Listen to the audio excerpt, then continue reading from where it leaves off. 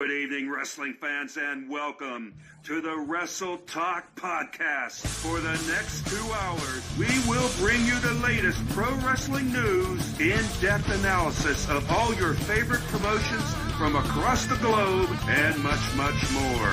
We will also bring you exclusive interviews with the greatest professional wrestling personalities on the local, national, and international levels. If you want to follow the Wrestle Talk Podcast, check us out online at www.wrestletalkpodcast.com. You can also follow us on Facebook, Twitter, YouTube, and Instagram. And now, it's time for the reigning, defending, undisputed leader in pro wrestling podcasts, the Wrestle Talk Podcast.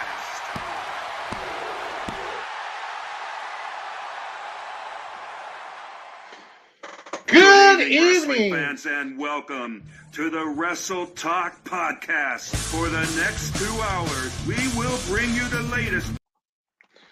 Good evening, Wrestle Talk Podcast family. And happy to be here. Happy to have you guys here. Absolutely awesome to be here on this weekend. After this weekend here, getting a little tongue-tied. But it has been one hell of a weekend for professional wrestling with 2 nights of action-packed WrestleMania. And before that, you had NXT, and then you had Monday Night Raw. It has just been one thing after another in professional wrestling. But before we actually get into the WrestleMania and everything tonight, let me go ahead and get my co-host in here for tonight, ladies and gentlemen. He is the one and only Sonny Money Mayo. Yo. What's up, Hardcore Hoss? How are you, my friend? I am doing good. How about yourself, Sonny? Good. I'm doing great with this cup of coffee tonight. We should have the coffee meter. I know we talked about it on previous episodes.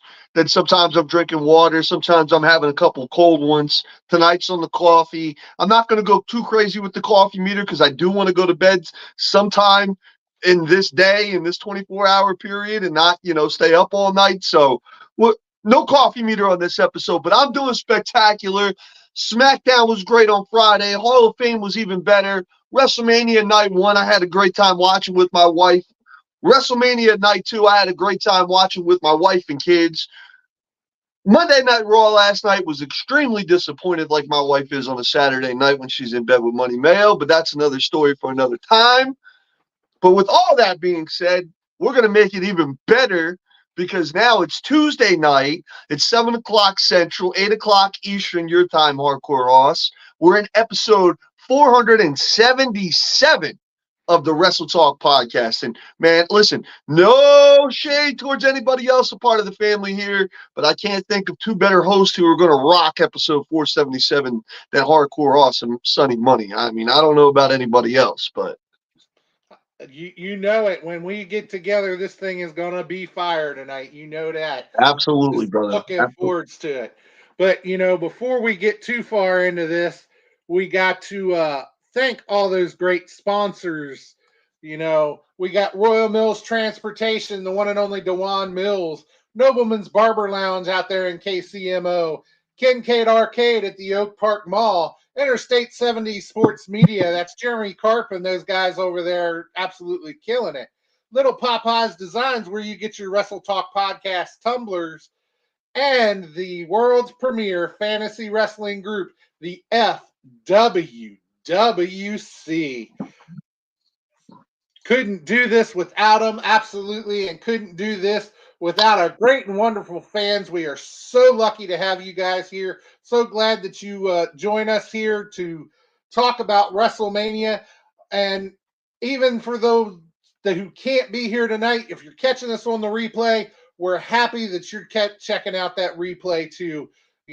We just love each and every one of you. So Absolutely, we do. And listen, everybody out there who comes in every Tuesday, I do it. I know Hoss does it. Everybody in Wrestle Talk Podcast does it. We need the family to do it too. If you guys are going to share this link to us on episode 477, please hashtag Let's Talk Wrestling. We're trying to associate that hashtag Let's Talk Wrestling, all one, no space. Hashtag Let's Talk Wrestling with anything Wrestle Talk Podcast, because that's what we do here best at Wrestle Talk Podcast.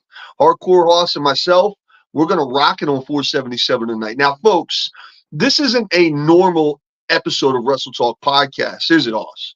We're doing a little something, a little swag here, a little something differently, all right? Now, usually we end up having a guest, which I love having guests on. I love having guests from independent professional wrestling all across this great nation. But tonight, no guest. Tonight, we're going to talk about arguably the biggest WrestleMania in history from my hometown of Philadelphia, WrestleMania 40 this past weekend. And not only are we going to talk about it, Hoss, you and I, but we're also going to read stuff from the comment section.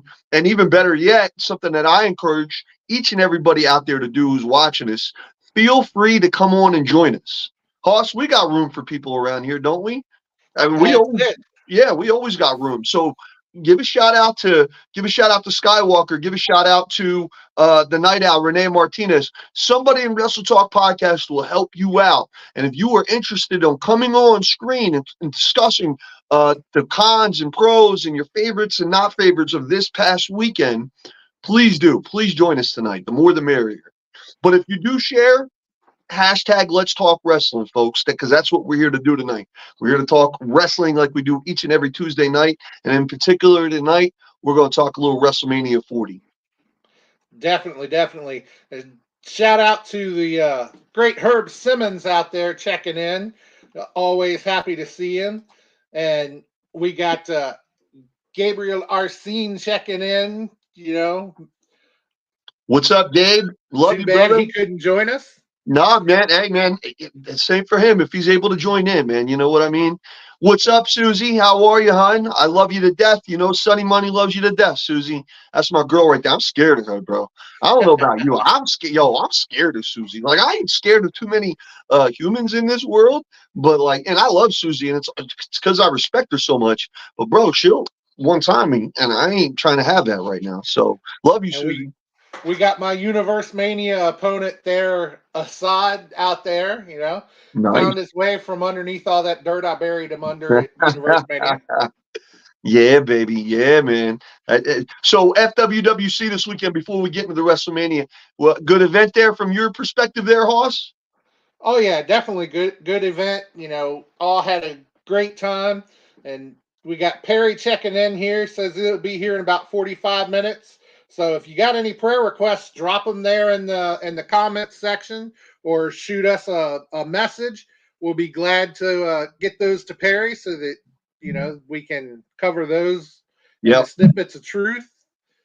So absolutely. But, before we go any further, we got to start out. This may be a special episode.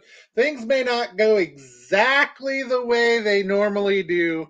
But we got to start it out the same way we always start our episodes, We can't start without paying homage to the best damn country around, that being America. So if you would remove your hats, place your hands over your hearts. If you have a flag handy, feel free to bust out your flags for the playing of the national anthem.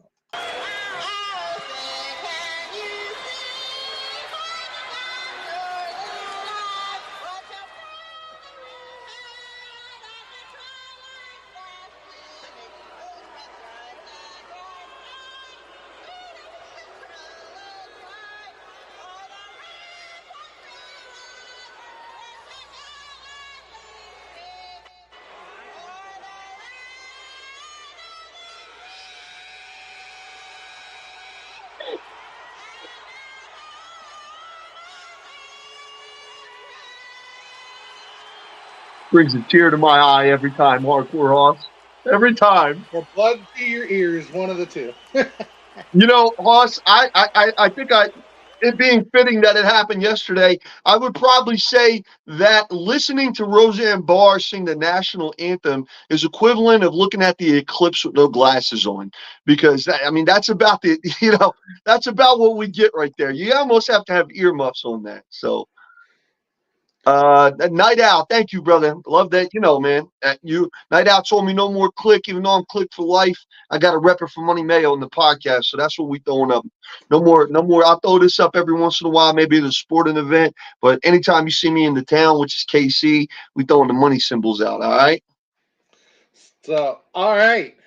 So, the things are going to be a little different tonight, just because of the way this show is going to be.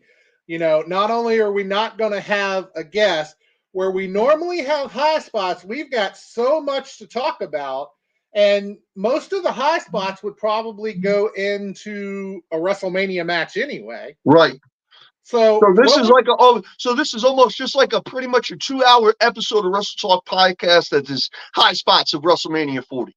That's right. So what we're going to do is we are going to cover night 1 of WrestleMania. Okay. And we're going to let the randomizer decide which matches we bring up when.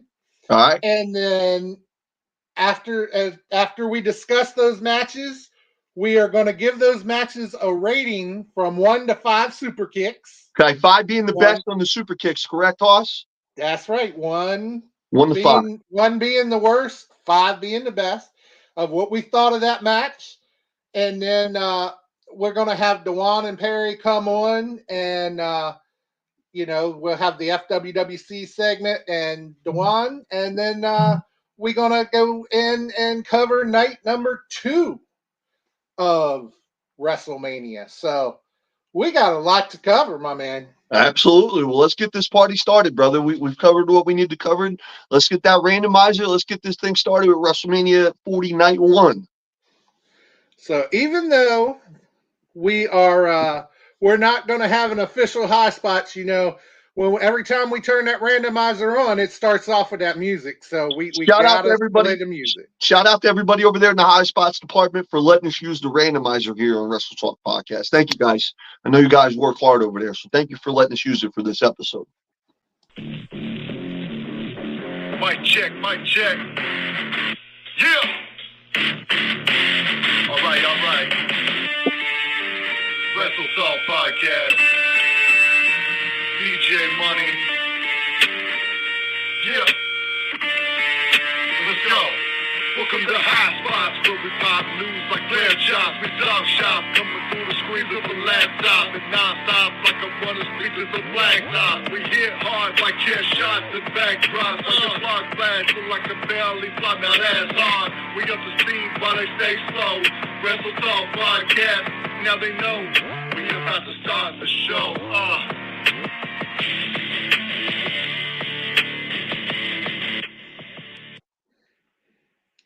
All right. So now that we got that going, let's go ahead and see if we can't get this randomizer to work as. I know they loaned it to us, but did they give us like the old version? They didn't give us the Windows. Oh, there it is. Okay. There it is. All right. So let's go ahead and see how this thing's going to work for us tonight.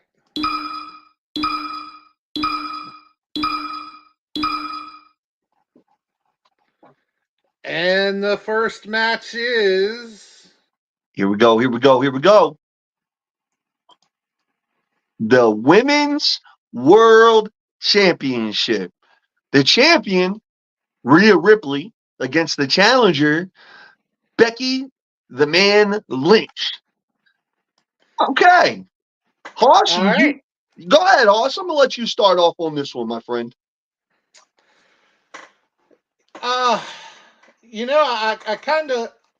enjoyed the match. I thought it was a pretty good match, and there was a lot of back and forth in the match. And of course, the man just came up a little short in that match, but I tend to think it was a pretty good match. What did you think of it? Well, I thought it was I thought Becky was going to come out with maybe a little bit more elaborate outfit on, wrestling attire, but I guess she's leaving that to her husband nowadays. Not saying that she didn't look good, but I know she's leaving that one to her husband. Um, I thought it was ultra cool that the band that sings Rhea Ripley's theme was there live and sang it for Rhea Ripley at WrestleMania 40. And just a little nugget of a note, that band is from the local Philadelphia, Pennsylvania area. So probably even a notch to them for them to even be there at the link and sing it, in a building like that. Overall, good match. Did not expect Rhea Ripley going into the match to retain. During the match, I said, yeah, the way this match is going, I think they're okay. Rhea's going to retain here. Okay. Going into night one of WrestleMania 40, and I know how strong they've been shown on TV, but for some reason, I was sitting there thinking, okay, Judgment Day is going to catch an L at this pay-per-view overall. Like, I didn't think, Priest and Balor were going to walk out of the tag team match, which we'll discuss that match later on with the championships. I definitely did not see Dominic Mysterio winning in his tag match. And, now Ripley in this match, I thought she was going to lose. I thought there was going to be a lot of gaga and swerves and, nonsense. But also, I was wrong, man. It was the complete opposite. I mean, name me a group that came out of WrestleMania 40 weekend that looked stronger than the Judgment Day, man. You know what I mean? Name me a tag team. Hell, even at this point, besides Cody Rhodes, which I think that was kind of stating the obvious, and we'll get to that one in the second hour. Who came out of the pay-per-view looking the best? Honestly, the Judgment Day. So, yeah, and Will makes a good point. They said Becky was sick with strep throat. She had 102 fever. right. So Right. So for her to come out, and I imagine that's one of the reasons that they actually started off with that match, is because of the fact that with her being sick and everything, she wanted to get back home and get some rest, or at least get Right. on the bus and get some rest.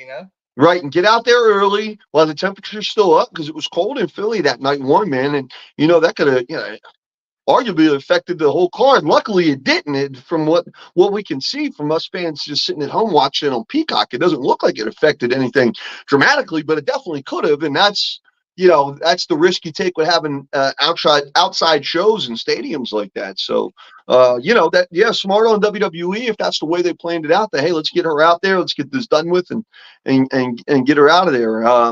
See Danny here with the comment, maybe Becky is going off into the sunset for a bit. Hey, I wouldn't be surprised. And, she definitely deserves it as much as she does. Her husband, Seth Rollins, deserves it too. I know Seth is real prominent, kind of close to me over here in Davenport, Iowa, with his wrestling academy. And I also seen recently online he has a coffee shop, I think 2 coffee shops now, and then they have a child. So having a child is a full-time job, let alone going on the road for 200, 300 days out of the year and being a top performer in WWE. If that's the case, and they're not on TV for a month, 2 months, whatever the case may be, they definitely deserve it. So before we get on to this next one there, Hoss, do you have anything else to say about this match? Are you ready to give your super kick rating? Because I know I am. All right, why don't you go ahead and tell us how many super kicks you think it rates there? Okay. I will give this one 3 super kicks. Rhea Ripley retained the championship, as you've seen, which I'm very glad she did. I'm very, very happy she did.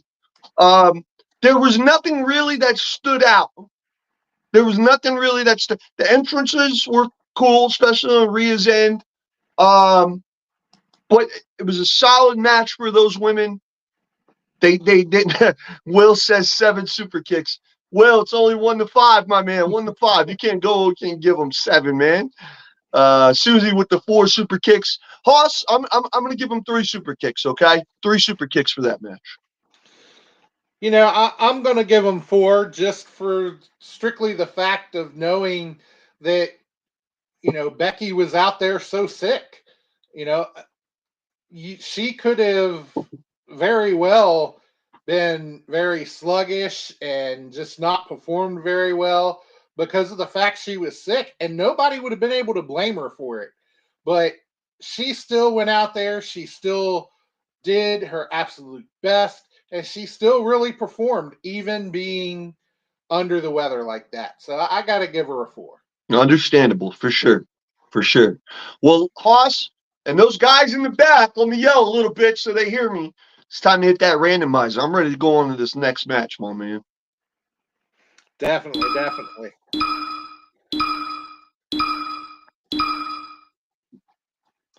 All right, and our next match of the night will be Oh, the six. I almost said 6-man. The 6-team, right? Was it 6 teams? No, 2, 4. six-pack ladder match. There's There you 6 go. There you teams, go. Yeah, 12-man. yeah, yeah. There you go. Thank you, Hoss. Yeah, the tag team ladder match. All right, since you started off first on the Becky Lynch and Rhea Ripley one, I'll start first on this one. I feel like, it's almost an expectation at WrestleMania every year that there's got to be a gimmick match, and particularly a ladder match. If it's not, I know a couple WrestleManias 10, 12 years ago, they were having like the Money in the Banks there. But they announced this match, and I said, okay, well, there's your gimmick match. There's your ladder match. I did not expect this one going into it to be as good as it was. I'm very happy to see Austin Theory and Grayson Waller win the SmackDown Tag Team Championships, because they are some sneaky, conniving, you want to punch them in the face, cowardly heels, and they do a spectacular part of it.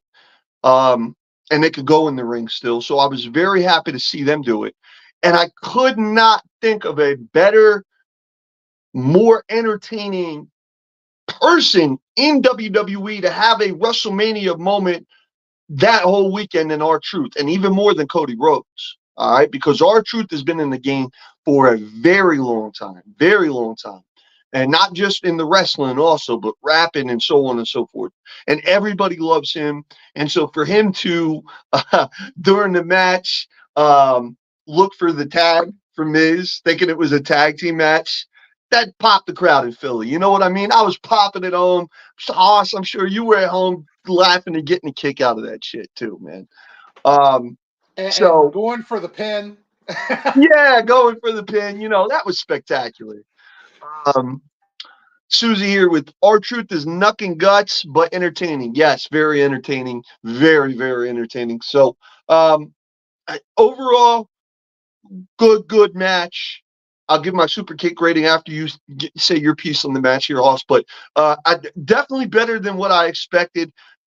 Very interested to see Grayson Waller and Austin Theory run with these titles on Friday nights. I do not expect Miz and Truth to keep these titles on them on Monday Night Raw I wouldn't be surprised if they keep it on them for a month or so. I think someone else is going to come in and get those, maybe the Creed brothers. I don't know. But for that match in particular, definitely better than what I expected. So what's your thoughts there on that ladder match there, Hoss? Yeah, definitely the match turned out a lot better than I thought. They did have one part in there that didn't go quite so well. When they were climbing the ladder that was dilapidated and about ready to collapse. Yeah. And you could actually see the ref reaching in the ring trying to stop them from climbing that ladder. Yeah, man. So, they did have that blunder in the match. But overall, it was a really good match. And, like you say, I don't think Miz and Truth will keep those titles very long. But it is nice to see them really recognizing Miz and Truth. Yeah. Because both of them have put in so much work throughout the years in WWE. And for the longest time, I've really felt bad for Miz because they kind of been using him as a jobber for the most part. Throw him in the ring, let him lose a match. Who cares? Yep. We need somebody for this person to wrestle. Throw Miz in it. So I kind of felt bad for him. And truth, he's the comic relief of the show. But with all their work, it's nice to see him be recognized, Right. and handed a title. So, and as we've already said, we got the new champions, R-Truth and Miz. And over on the other show, we got Grayson Waller and Austin Theory as your Even new seeing their champions. picture, I want to punch them right in their stupid faces. Especially that freaking Austin Theory with that little freaking smirk look on his face. I'd like to freaking headbutt him right in the face, idiot. Well, let me make sure we get that down before you break your computer screen there. But yeah, and that's kind of something I want to chime in on too, Loss. And I mentioned the Miz, or I'm sorry, I mentioned R-Truth, but I need to mention the Miz and give the flowers to the Miz too, man, because he's been around in WWE since what 2005, 2006. He had his his moments at WrestleMania, won the title at WrestleMania from John Cena, reality shows, very beautiful wife, blessed with a couple daughters. My man's living the life, man. Even if he's showing up to Monday Night Raw and they're saying, "Yo, go out there and go get pinned 1, 2, 3." But you know what? That's kind of a testament to the Miz because whoever he's in the ring with, Miz is going to make sure that person looks good. You know what I mean? Even if they can't hold up their end of the bargain as much, Miz will make sure, that segment, whether it's a match or on the mic or whatever, backstage, he's going to make sure that segment is winning and has got some numbers and ratings. So kudos to Miz and kudos to R-Truth for winning those titles there. Yeah, it shows he really knows how to put the talent over. Yeah, man, absolutely. Absolutely. He gets it. You know what I mean? So, but hey, I'm gonna let you start off on this one. So what's your super kick rating? 1 to 5, 1 being the worst, 5 being the best. What's your super kick rating for the 6-pack, 12-man tag team ladder match? Once again, I'll give this one a 4. There was a lot of action in it. I did enjoy the match. So I'm going to give it a 4. Okay. You know what? I'm gonna follow suit with you. It's a 4 only for the fact of Miz and R-Truth. They got their moment, particularly R-Truth. Like you said, nothing spectacularly big spots, crazy dangerous. I mean, they did do some stuff, but that's almost every other pay-per-view now. But for R-Truth to pop the crowd like he did, and then for him to win and go up and get those titles like he did, and have the crowd behind him, that was a WrestleMania moment for him. That's a WrestleMania moment for me as a fan. So yeah, 4 out of 5 Wrestle Talk podcast super kicks for the 6-pack 12-man match, tag team ladder match at WrestleMania 40 on night 1. So with that being said, let's hit that randomizer. Let's keep this train rolling. Keep rolling.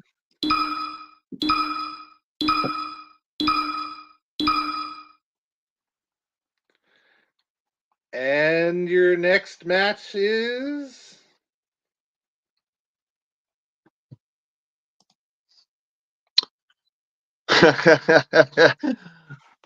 all right, man. Go ahead. Rey Mysterio and Andrade versus Santos Escobar and Dirty Dominic Mysterio. Honestly, for me, I saw which way this match was going to go just because of how predictable WWE tends to be. Sure. WWE, the second they put Andrade in there, and that automatically said, okay, they're trying to make it look like he was at a disadvantage. Now they're going to throw this guy in, and because they haven't had time to really prep and work together, that they're at a disadvantage, so they're winning. That's just WWE. So I kind of knew from the beginning who was going to win that one. just from the predictability of it. But there again, it really wasn't a bad match. I there wasn't too many matches that I really thought were bad matches, honestly. But it was a decent match in going back and forth, and of course the winners came out to be Andrade and Rey Mysterio, of course. You're right. So um it was a good match. Just like I said, I think WWE following WWE suit made it kind of predictable. Although Right. there is a lot of things now. Don't get me wrong. There's a lot of things that Triple H has done since taking over that makes it a little less predictable. Right. But Absolutely. they still have that one aspect they've got to overcome. Yeah. No, and and that kind of goes with the theme, I think, overall with the whole show. I think, this time last week, if you would have went to Caesar's Palace in Las Vegas, the betting odds were probably night one, Rock and Roman standing tall, and night two, Cody Rhodes standing tall. You know what I mean? I think that was kind of what almost everybody in the wrestling world expected. And that's okay. Because listen, people, you guys go to movie theaters at your local AMC, and more often than not, you're going to see your latest action film. Will Smith and Martin Lawrence are usually standing tall at the end of Bad Boys movies. All right. So, and that's okay. That's the same thing with professional wrestling. Now, with this match right here, this is the match that I said during the match, because I kind of said it in the back of my mind quietly, but I said this to my wife who was sitting with me, and we were having some adult beverages and enjoying night one of WrestleMania. And my wife, obviously, she knows who Rey Mysterio is. She's not going to be on Wrestle Talk podcast talking wrestling with us every Tuesday nights. But my wife is hip to the game on some pro wrestling. And this guy is one of my kids' all-time favorites. This guy was a favorite of mine when I was a young Money Mayo, a young Sonny Money. I was in the living room trying to do his moves, get my ass whooped by my mom. But this is the match right here that I said out loud, not just in my mind, but out loud, that it is time for Rey Mysterio Jr. to retire and get out of the wrestling ring. All right? Rey, I love you. I know that you can still somewhat move.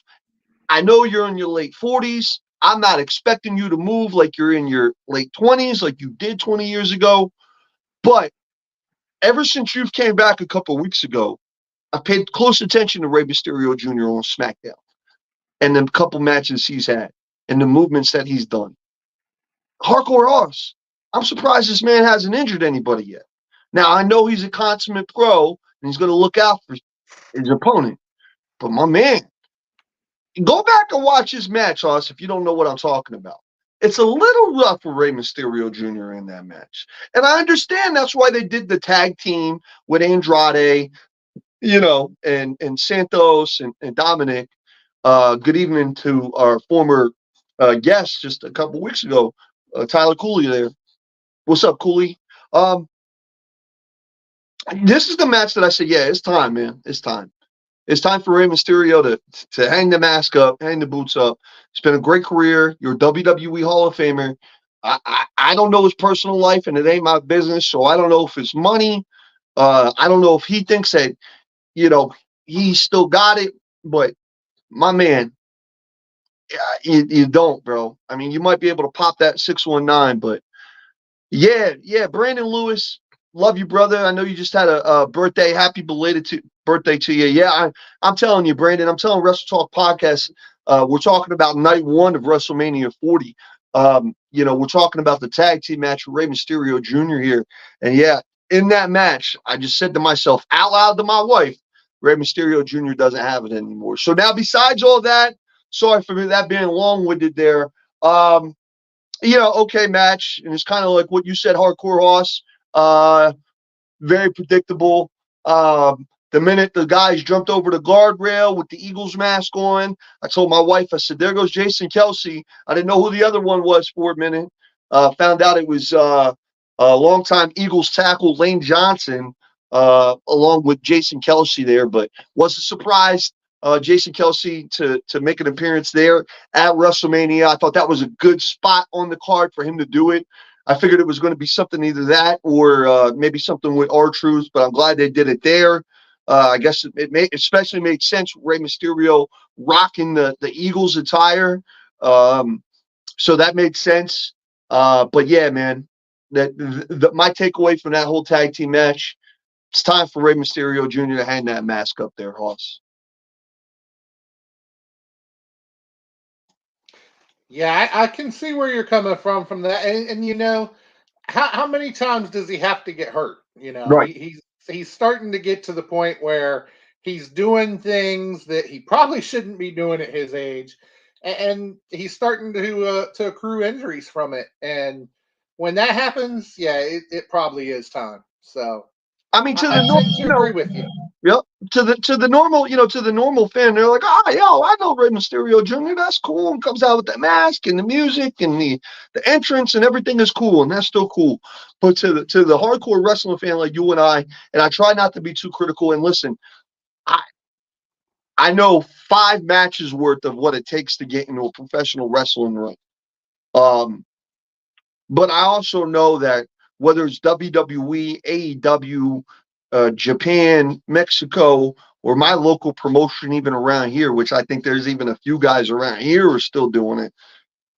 I'll be the first to say, as a fan of pro wrestling, hey, my man, this probably ain't for you no more. You know what I mean? And someone's got to tell them that.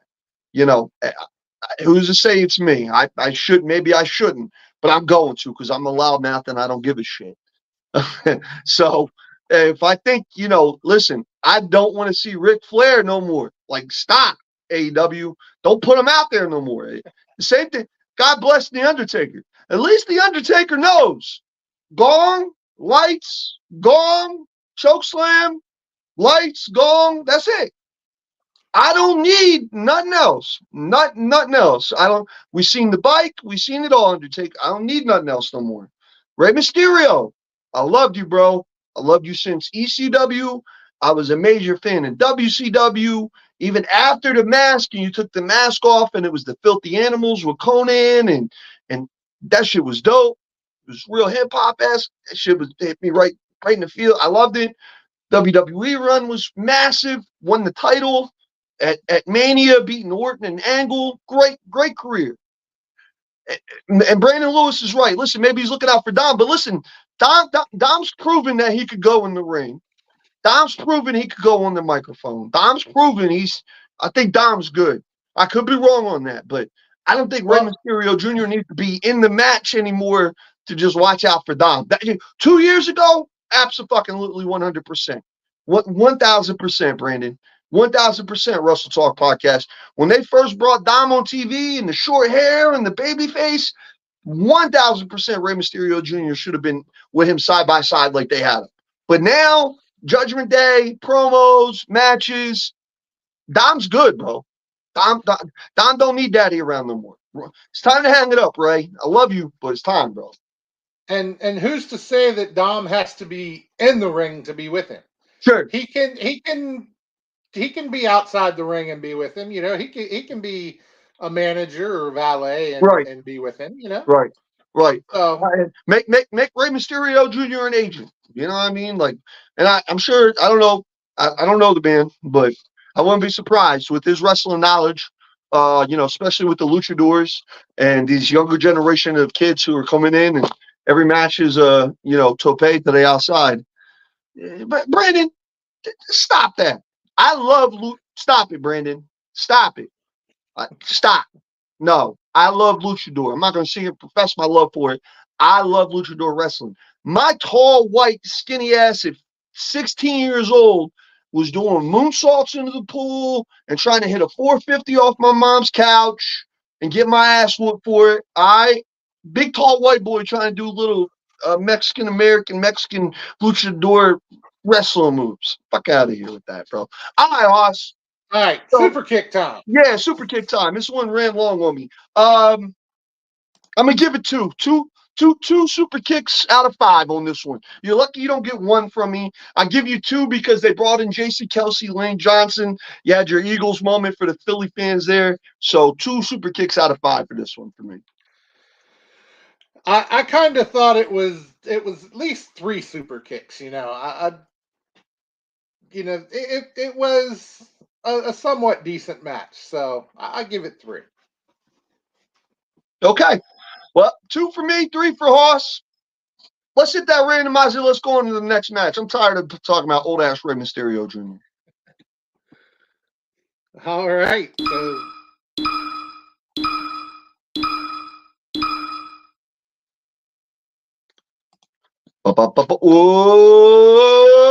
Whoa! Night 1 of WrestleMania Saturday, WrestleMania 40. Brother versus brother. No Yeet versus Yeet. And the winner of that match was the good guy, the babyface, Mr. Yeet himself. Main event, Jey Uso. Yo, good match. Good match. Kind of expected a little bit more, Ross. I honestly did. For a brother versus brother match, because listen, in just my personal Brett versus Owen at WrestleMania 10, 1994, first match, one of my all-time favorite WrestleMania matches. And I know WrestleMania 10 gets overshadowed by Razor and Shawn, and I'm not taking away from that. All-time great classic. But Brett versus Owen, brother versus brother, thought it was spectacular. Then you ran on to Jeff versus Matt, Hardy Boys. I forget what WrestleMania, but it was around 2008, 2009. Nothing really memorable with that. They did their hardcore Team Extreme shit that they're supposed to do. But with this match right here, with as prominent as the Bloodline story has been in WWE over the past 2 to 3 years, for twin brothers who come from a Hall of Fame father, they're both around my age, Hoss. I think they're both probably around 35, 36, 37, something like that. So you figure they've had at least 25 years to come up with the WrestleMania match. And I know they've been wanting this match because I watched the interview with both of them saying that their dream match was against each other at WrestleMania. And for them to go out there and have a match that was just filled with super kicks and punches, basically, I think it kind of felt flat. Brandon, you're absolutely 1,000% right, especially if we had it on a WWF pay-per-view back in the day. Davey Boy versus Dynamite, they weren't real brothers, but they were close enough. But back to Jimmy and Jay. I got a little disappointed with this match, Hardcore Hoss. I was a little disappointed with everything that was at stake, the Bloodline storyline, these two being brothers, son of a Hall of Famer from this big traditional wrestling family. I felt like we could have seen a little bit more actual pro wrestling and maybe a little bit less storytelling. And I get it that that was the basis of it with these brother versus brothers matches is the storytelling, but you know, Brett and Owen was a storytelling, and they did a pro wrestling match. I felt like that Jimmy and Jay kind of did more of a storytelling match. So a little disappointed, a little underwhelmed, but that's my thoughts on it. Hardcore Hoss, what did you think about Yeet versus No Yeet? I thought it was a little underwhelming match myself as well. Right. I expected it to be a super kick fest. Right. That's a given. But I thought that they could have done more. They have more moves than just a super kick, and they can put on a hell of a match. They put on hell of matches together. They can do it against each other. So I really expected more. It's like Brandon said, 85 super kicks, a spear, and a splash. Right. Right. So, Right.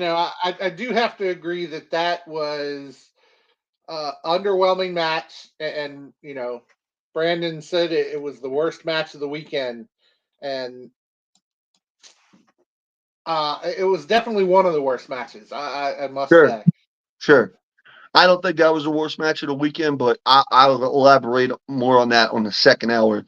But hey, everybody has their opinion. And just to reiterate here for everybody out there in the comment section, again, if you would like to join us, you were able to come on camera and join us in discussing night one of WrestleMania 40, or if you guys like to do it in the second hour and discuss night two of WrestleMania 40, feel free to give us a shout. We'll drop you the link to the StreamYard. Throw that phone on landscape mode. Come speak your piece on screen with us about WrestleMania 40. A big shout out to Jay Hollywood. Hollywood, that's still maybe in the works. Maybe, I don't know. I'll get with you on that one, Hollywood. But thank you for tuning into the show. But yeah, man. Jimmy versus Jay. I mean, yeah. Plus, damn, dude, I'm getting old. I'm tired of seeing all these damn super kicks. That was my move in '98. That was my move in '99. Anytime I created a wrestler on the Nintendo 64 or the PlayStation, take a guess what his finisher was. Sweet chin music. All right. I did it. I'm with the whole generation that came up with it. But dude, okay. I'm done. I've had enough. All right. I've had enough. It was super cool in 2013, 2014 when the Young Bucks started doing it 1,000 times a match. But now everybody's doing it. I feel like that old head that's sitting there saying, I remember a suplex used to be a finish. Well, I remember a super kick used to be a finish too. And I don't know, man. It's just Jimmy and Jay could have gave us so much more, and it fell flat. Now, kudos to them, and I don't want to jump too far into it because I know we're going to talk about it on the second hour. But kudos to Jimmy and Jay because I think they made it up with that spot in the main event of night two of WrestleMania off the stage. Okay, they at least made up for it a little bit. That was kind of cool. I'm not saying in their match on night one they had to fall 1,000 fucking feet for me to pop, but damn, bro, throw a German suplex in there, throw some wrestling moves, and I don't know. I don't know. So with that being said, Klaus, I'm gonna let you do the super kick rating on this one, and then I'll do a second. Okay. I have to give it 2 super kicks. 2 super kicks. All right.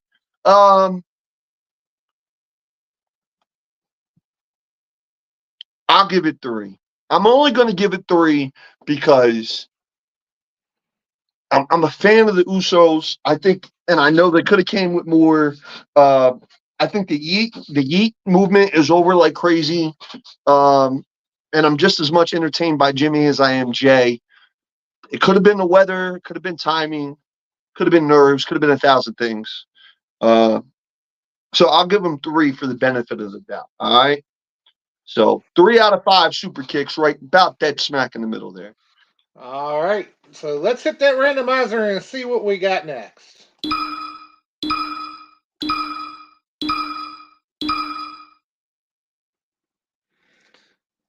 All right. Next up,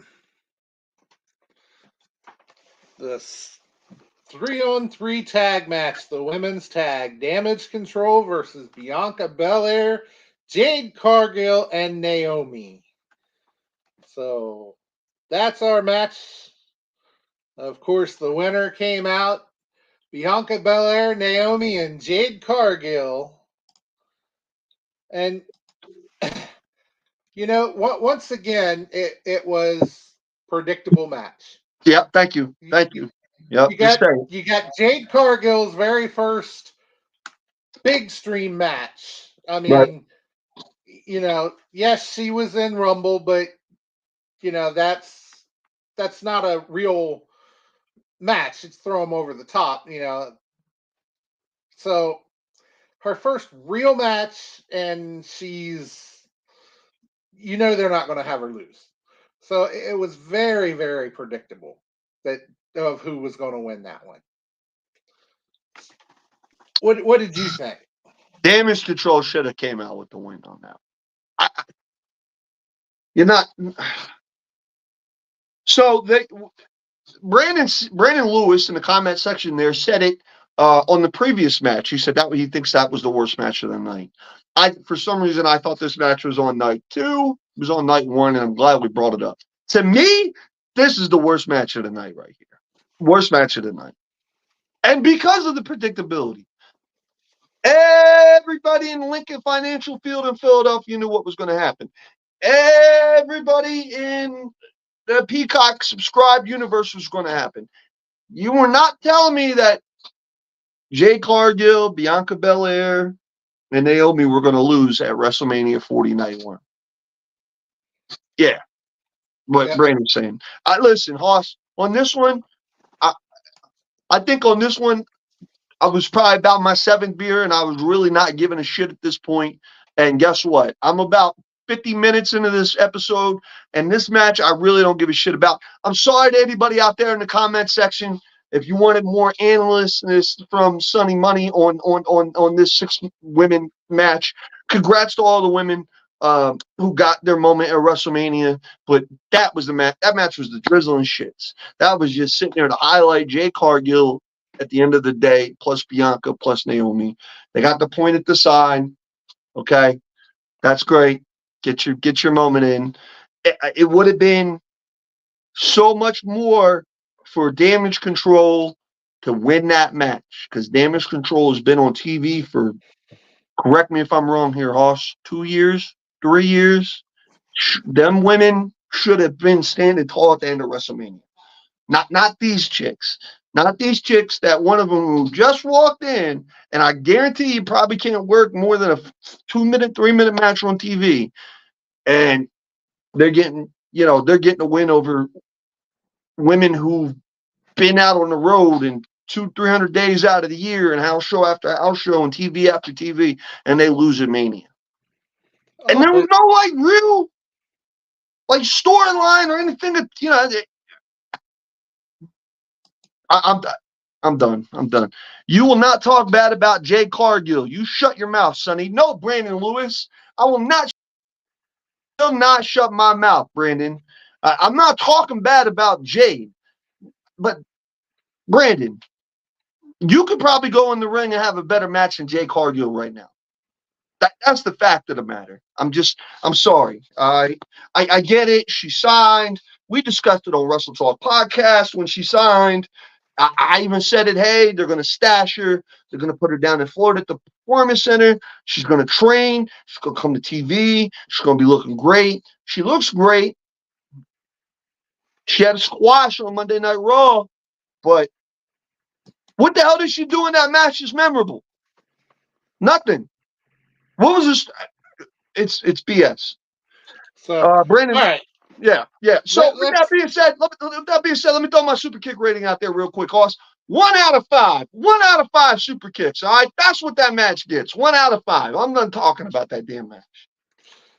Yeah, I'd give it 2 super kicks personally, but Yeah. So, all right. So we got 2 more matches to get through, and I see that Dewan is in the back for the FWWC segment. So let's go ahead and hit these 2 matches here real quick.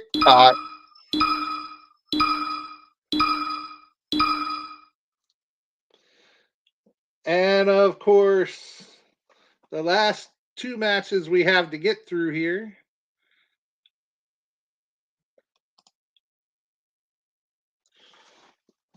We have Sami Zayn and Gunther.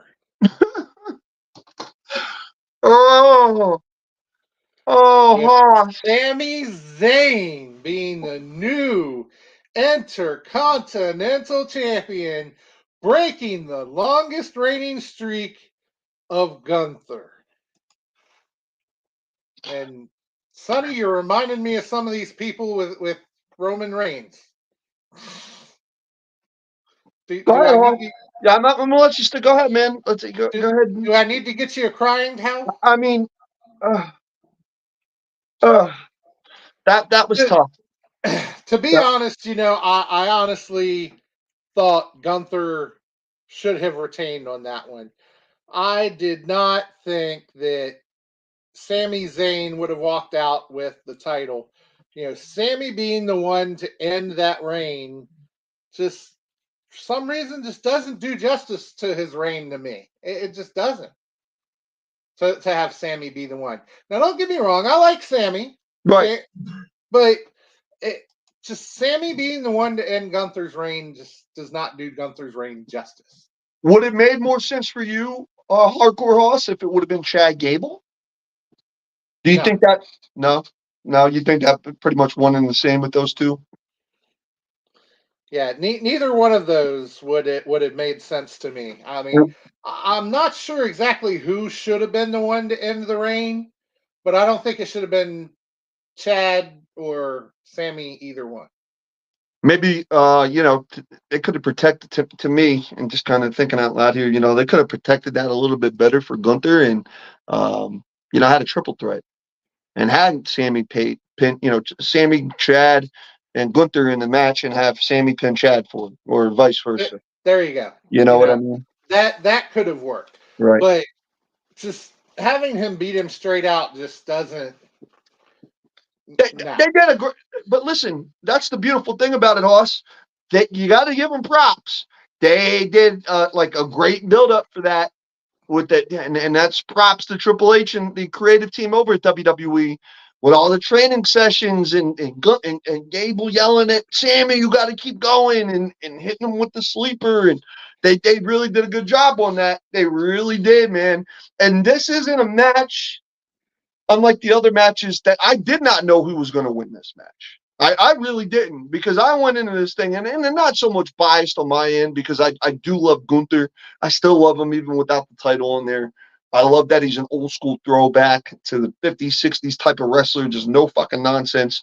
He reminds me of an 80s movie villain. I fucking love him. And that's a big shout out to Night Owl, because Night Owl was the one who kind of was like, "Hey, put eyes on this kid right here." And I did. And I was like, oh my God, finally really paid attention to him. Yeah, man, but WWE did a great job with the vignettes going into the match.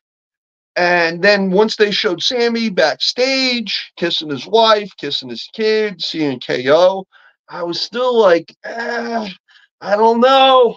It's still 50-50. When that part of that match that I knew it was over for Gunther is when Sammy hit that brain buster. When he hit that brain buster on the top rope, I knew it was over. And I think a lot of the crowd at the link knew it was over too. So, to kind of conclude it for me, because I know we got one more and we got some things to go here. You know what? With the storytelling, with as good of a match as I personally think it was, plus my little bit of unbiased in there, I'm gonna give this a 4 out of 5 super kicks. Hardcore Hoss. It sucks that fucking Gunther lost. It sucks. I hope this just means on to bigger and better things for him. I hope he feuds with Priest or Cody. I hope he gets his shine. I love Gunther. 4 out of 5 super kicks on this match. Yeah, with all the storytelling and everything, I can go with a 4, but just to end that streak 1-on-1 and have Sammy be the one to do it, it just didn't seem right. That's just the one thing. I get it, and I agree with you on that, because Sammy's been there, he's put in the work. The whole Bloodline storyline, him involved in that, was very entertaining. So, I mean, Sammy, like, he deserves it, but it didn't make the most sense that it was him who did it. You know what I mean? So I definitely agree with you on that one, Hoss. But, how many super kicks do you give that one, Hoss? Yeah, I'll go with 4 on that one. 4 out of 5? Yeah, that's about right. Well, listen, I know we got Big Daddy P coming up. I know we will, hopefully, fingers crossed, but I do know we got the Juan backstage. Maybe ask the Juan if you could see him, if he wants to maybe join us in on this last one, and we could transition right into FWWC. Would the Juan like to join us to talk about the main event of night 1, WrestleMania? I don't know if you could see him to give the heart yes or no. If he does, great. If not, then we'll go ahead and talk about the main event of night 1, and then we'll go ahead and get the FWWC segment of Wrestle Talk Podcast, episode 477 on and popping. All right. Ah, there we What go. up, man? Man. What's happening? Yeah, What up? baby. Hold tight. Don't go nowhere. All right. I'm on food delivery. I'll be back in 2 seconds. Y'all know All how right, it well, is. do your thing. We'll go ahead and get it started, CEO. But yeah, ladies and gentlemen, that is the CEO of the FWWC. He will be joining us to talk about the main event of night one, WrestleMania 40. But with that being said, Hoss, while he's doing this thing, let's go ahead and throw there he is. What's up, CEO? What's happening? You're good. All You're right. good. Obviously, our last match we got to discuss here real quick, and then we'll get to that FWWC segment, is the tag team match. The Rock and Roman Reigns versus Cody Rhodes and Seth Rollins. With the winner being The Rock and Roman Reigns to make night 2 Bloodline rules. Yeah. Yeah. All right, well, tell you what. Yeah, let's pass this one on the CEO. How you feel about that, Hoss? Let's go ahead and let's have CEO start that one out. That's why I was getting ready to go with that. Yeah, go ahead, CEO. What's your thoughts on that night one main event, bro? Woo. I'll be honest with you guys, man. And there's a lot I could talk about. I could talk about nostalgia. I could talk about the fact that within the past 10 years, this is the most I've been excited about the WWE. I could talk about a lot of things. The main thing that caught my attention about that night was the presentation. Like, a lot has been lost on wrestling before the Triple H era on quality, if you will. You know what I'm saying? Not quantity, not quality. You know, how many matches can we put in hour one? How many matches can we put in hour two? You know, what can we do? What can we do to kind of, give more attention to us?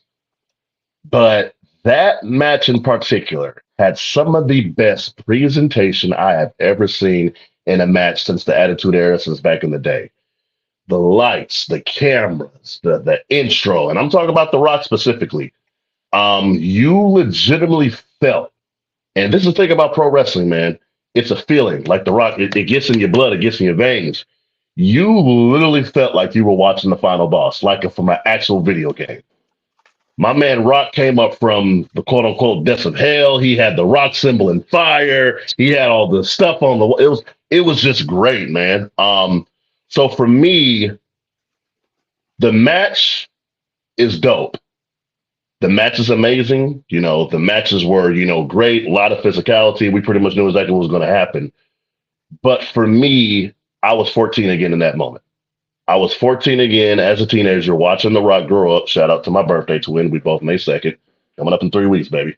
Though he looks a lot better than me at 52 than I look at 39 coming up. But,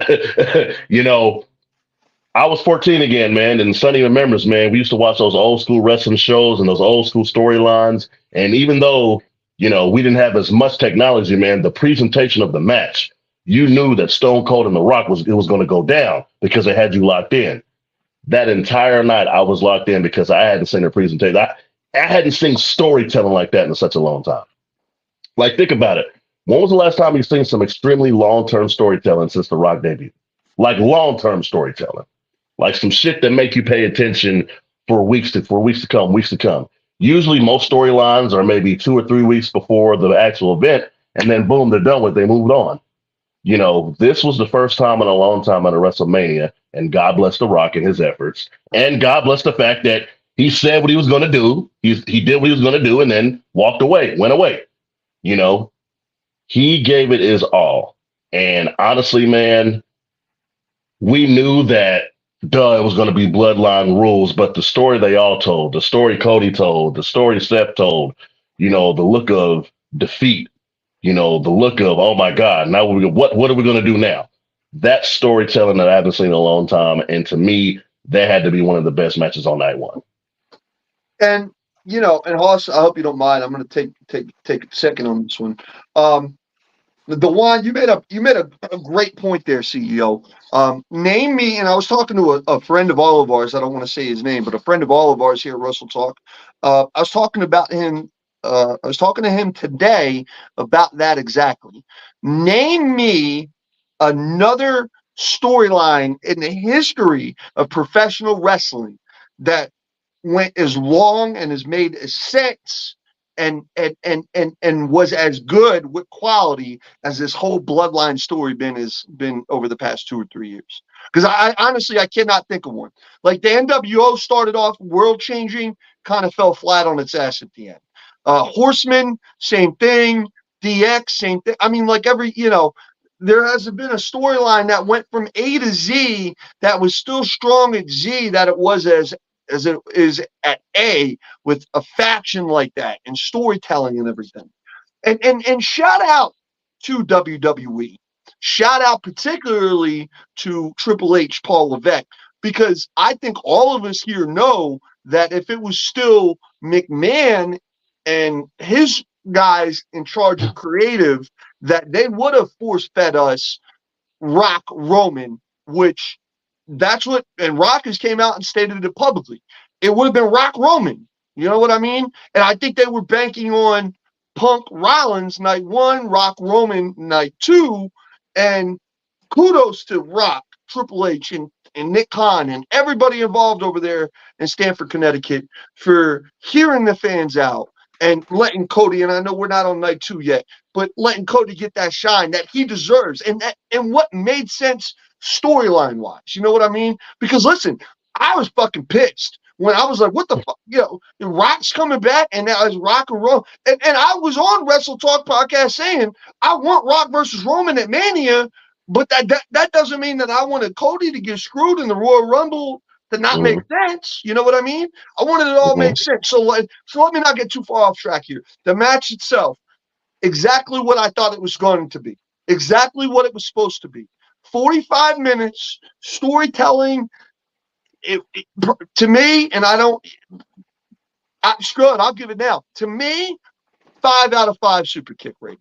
That's honest to God. I don't think there's not much else I can say about that.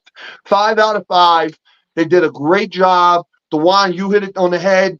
The lights, that was so badass, man. the feeling. I felt like I was 14 again at your mom's house with you and Chaz hanging out watching it. Yeah, that's what I felt like I was again. You know what I mean? Yeah. And everybody in the wrestling world was even saying it after Saturday night, but said it even more after Sunday night. Pro wrestling is cool. I don't care what anybody says. People give us, and I'm sure we've all experienced it one time in our lives or another. Oh, you watch that F-word shit? No, it's predetermined. But guess what? You watch Young and the Restless, all right? You watch, Survivor with your wife on CBS on Thursday nights, and you get in tune with that. Yeah, I watch WWE, and WWE is as hot now as it's ever been. And one of the big reasons for that is this whole Bloodline storyline, and it all halfway accumulated night 1 of WrestleMania. So 5 out of 5 super kicks on that main event of night 1. Hoss, go ahead, brother. I'm sorry I went long with it there. No, definitely. I got to agree. It was a really good match. It was a physical match. And, I don't think you could have asked for much more. The storytelling, the match itself, and just everything from end to end just was awesome, and that really had everything to it. So, yeah, I have to agree with 5 super kicks myself, because it was a great match. It really was. And a great story all along. And, yes, everybody knew that The Rock and Roman were going to win and it would be bloodline rules. Everybody knew that. Yeah. But, even though everybody knew it, it still was something that was interesting to watch. Absolutely. It wasn't like the other ones where we've said, yeah, we knew what was going to happen. They weren't that interesting to watch when we knew what was going to happen. But this one retained our interest even though we already knew. Yep. And so, D, before we jump into this FWWC segment, I just wanted to confirm it with you. I did see you throw it up. But, D, you give a 5 out of 5 super kicks on that main event? 5, baby. 5 all day. 5 out of 5. Well, Well, Hardcore Hoss, it's been a great hour, man. Thank you so much. And we're going to continue it on here. But I'm going to let you guys handle some business. I know you guys have to handle some business. I have to refill on my cups. So I'm going to go ahead and step away for 5 minutes, 10 minutes, however long. You guys take your time, handle your business. And everybody else out here, Wrestle Talk Podcast, episode 477, you're in for a treat right now. All right. You're definitely in for a treat. So I'm going to let you fellas do your thing. I'm going to go get me something to drink. All right. All right, brother. All right. We'll see you shortly, Sonny. All right. For anybody who doesn't already know, we've already said that this guy is the CEO of the FWWC, Dewan Mills. And some of you might be going, what the hell is the FWWC? But when it comes to the FWWC, we are the premier fantasy wrestling group. There's fantasy football, there's fantasy baseball, there's fantasy, all kinds of sports. Well, we're the premier fantasy wrestling group. A lot of us can't step in the ring, but it gives us an opportunity to still live out our dreams. We do promos, we role play our matches, and we make picks to all the all the WWE events and determine winners from our matches. And when you win, you get nice, pretty belts like this one, as I have over my shoulder. So Of course. this man is the one that this is his brainchild, and he's the man with it. So let's go ahead and let him have a little time to recap some FWWC from this weekend. And one hell of a brainchild. I'm going to get to the winners. We're going to talk about, well, you know what, Hoss? We'll talk about you real quick. Congratulations on whipping the shit out of Lucha decisively and burying him under 6 feet of dirt in that graveyard match. I said, damn, Hoss, you kind of lay up on you. Kind of lay up on him a little bit, man. Jesus. It is what it is. You got to have fun with it. And that's exactly what we were doing. We were having fun with it. Well, you definitely made a showcase, man. Universe Mania 10 was a complete success. Major shout out to Funky and Saint for driving all the way up here to Kansas City to watch the show. You might have saw a couple of videos of them. Man, Saviors the Funk was live in the building. It was great. Shout out to everybody that came to every watch party. We had 2 watch parties, 2 days in a row. I was exhausted, Hoss. I was really tired. The CEO ain't got it like he used to 10 years ago when this group started. I could stay up a little bit more. But I will say this. I was surprised that both nights ended before 10 p.m. Technically 11 p.m. on your side, Hoss. Yeah, I mean, I was very surprised at the ending times. I expected both nights to go till midnight, and neither one of them did hit midnight. I think it might have hit 11 o'clock my time, but it really wasn't that bad. That was good. That was good. Matter of fact, everybody knows Nightmare Jones. He's the OG of the WTP here, and I was watching with him, and I was home by 11:30 the first night. Yeah, that's early. That's early for a doggone, especially double event, but I knew they was going to stay on time. But anyway, to all the champions of the FWWC that retained at Universe Mania 10, our tag champions, the House of Horrors, the FWWC World Heavyweight Champion, Remy Ricks. Also, you retained Hoss, correct? Gotcha. Yes, sir. Exactly. To all of our champions that retained their titles at FWWC Universe Mania 10, congratulations to you. But for all of our new champions, shout out to Moby Lee on defeating Gabrielle Arsing for the Warriors Heart title. The Warriors Heart title is going to Hollywood, and nothing we can do about it, Hoss. I can't wait to see what that guy does with that belt. Major shout out to the badass American Diva who did it, who made it, who won it, who is now our brand new FWWC International Champion. Major shout out to her. Hardcore says Susie Hoss whatever you want to call her. Now you can call her champion. She is our new international champion. Much blessings and peace to her. And last but not least, our brand new FWWC Spartans Heart champion. That is Mr. Swag, Swag Daddy, the man with the plan. 3 stages of hell. It went all the way to the casino, and ultimately it got locked in the vault with Swag, our brand new FWWC Spartans Heart champion. 6 incredible matches, 6 amazing storylines. Thank you to everybody, the poster makers, the people who helped me with picks, the storylines, the role play, all that. All of you who contributed and made Universe Mania 10 what it is. It was great. Can't wait for Universe Mania 11. And a lot of people, well, what about the FWC tonight? We're going to have that show. We will discuss that because I'm going to tell you guys, it's been a long damn week. And on top of that, per the board of directors, we will be out of work, not work, but we will be out of competition for 2 weeks, this week and next week, to rest, recover, get some stuff figured out. We will be back in action the last week of May. I promise you guys, season 10 was amazing. But if you thought season 10 was crazy, wait till season 11 starts. It's going to be even more epic, dog. I am definitely looking forwards to it, and just seeing what's in store for season 11, and it's really going to be something special, I'm sure, because it just seems like each year we just take it up another level. In the words of Savior Saint, we just keep taking it higher and higher. And like I said, I can't wait. I can't wait to see what you guys are going to say. I can't wait to show you guys what we got in store for season 11. But until then, we chilling. So, all right. Well, thank you for joining us there, Dewan. And we look forward to getting back to work. Damn right. Let's get it, baby.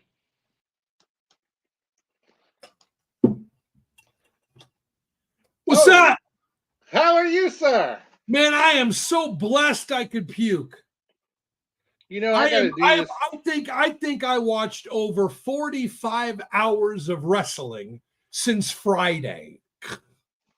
I gotta apologize because I hit that button a little prematurely to bring you on. I gotta do this right. So, ladies and gentlemen, please welcome to the show for our Snippets of Truth, Big Daddy P.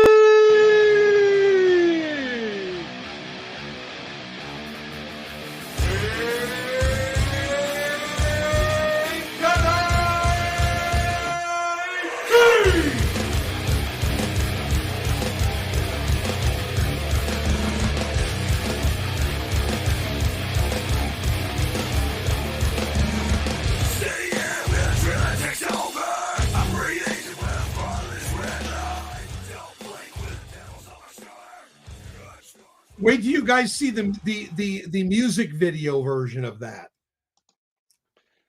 Oh, well, you have to send us the music video version. I actually sent it over to Renee. I'm trying to get him on a show before 500 because a lot of people, they only know half of me. They don't know the full me. They've only been exposed to the snippets of truth and the prayer and the I love the Lord side of me. There is another side of me, not that doesn't love the Lord, but it's how I became Big Daddy P, where it all started. So eventually we'll get there. So those of you that have been patiently over the last 5 years endured the snippets of truth, there's a reason why we do it. There's a history, and I really look forward to discussing it. But right now, man, this is the best time of the year. Tomorrow I turn 53 years old, so every birthday I get WrestleMania. Every birthday. And this one, without a doubt, I don't care what anybody says, even if you just set aside the over 200,000 people that attended WWE events from Friday to Sunday, it's incredible. I mean, it's just unbelievable. And how this new era, I remember having a conversation on Wrestle Talk about what would it be like if Vince McMahon wasn't running it. And we really couldn't comprehend knowing what they were going to do. Right. And I got to tell you, the greatest part of Vince McMahon being gone is the shackles that have been taken off the creative of every member of the roster. That, you know, that is to me, because really it's always about do what the promoter says. And I get that. If the promoter knows what the hell he's doing. But if the promoter doesn't know what he's doing, then if the boys are running the yard, it's a problem. WCW. Hello, Kevin Nash, that whole deal. Again, brilliant, nice guy, but Right. But just, yeah, no, and as much of a click guy as I am, you know, and there's been books and podcasts and TV shows and how did WCW die? What killed WCW? Listen, no one knows that pinpoint accurately one answer, but I will tell you this, you know, the stark difference of Vince to even what the commentators are saying, and he's in their ear word for word, to what WCW was doing, and guys didn't know if they were even booked or what this purpose was of a storyline and all that. As much of as a click family guy I am, yeah, Nash, Hall, Hogan definitely did not help WCW stay afloat and put them in the right direction. They just made sure their pockets were fat, their beer was cold, and that was it, brother. And yeah, they definitely attributed to the death of WCW. So, I mean, do we see any pattern between WCW and AEW? you know, hey man, if what they're saying is true here, Big Daddy P, if you know. If they are going to release this footage, if it's the actual footage of CM Punk and Jungle Boy Jack Perry at the All In backstage altercation, if they actually, you know, actually show that, man, they're zooming past 2000 WCW. They're zooming past that point. You know what I mean? The stars are aligning for AEW to might as well at this point rebrand under the WCW name and bring in Vince Russo as a booker, because that is just horrendous. But well, like what you're saying, Big Daddy P, not all negatives here, more on the positive side. For Triple H and Nick Khan and everybody involved in the management group there at WWE, for them to emphasize the words pro wrestling. Yes, doing great camera angles. Yes, they're kind of work on a lot of guys with promos, and I enjoy that more than anybody. And the little insider terms and the internet jabs, and I love that more than anybody. That's great content for Tuesday nights here on Wrestle Talk Podcast. But for them to go off the show, night 2, WrestleMania 40, and one of the last sentences spoke out of Michael Cole was pro wrestling, that is major. Matter of fact, we always heard them make the correction when they were going to say wrestling, right, sports entertainment, and now right, they're letting it go. And I just think all those WWE taboos that existed are no longer in existed. And it's the fact how they're using NXT, how they're using the Roku channel with all the, man, I've never seen so much content. I told you, I am just blown away at how much information we have. And, you know, years ago, WrestleMania would end and that would be it. Now I got to see the press conference because I want to see what's going to be said, who's going to say it. And then the next day, I got to hear what Corny has to say about it. And now I got what Eric Bischoff has to say about it. Now I got what Bubba has to say about it. The amount of content is unbelievable. And I am so glad that we're in this industry because we have so many new people coming to the WWE now. Thank goodness to Logan Paul. Thank goodness to Ronda Rousey. Let me go back and say thank goodness to Mr. T. Yep. These guys started it. Yep. And definitely hats off to Logan Paul. What a turnout, man. Yeah. And it's just so great to see The Rock again. And everything that the decisions that they made. Matter of fact, I knew Damian Priest was going to get the belt. I didn't know how it was going to be done. I never expected The Undertaker, nor did I expect John Cena. I expected this big bloodline entrance of all the bloodline members that haven't been brought off of Junior. What is it? Who's the other one? The new one? No. But Fatu, there's a bunch Yeah. all growing up. I just thought it would have been a good idea because if they were going to end the bloodline, which they did not end the bloodline, we saw a video today of Roman Reigns in the gym already. I thought all that nosebleed stuff was like leukemia stuff. Jacob Fatu. Thank you, Julius. That's what I was trying to say.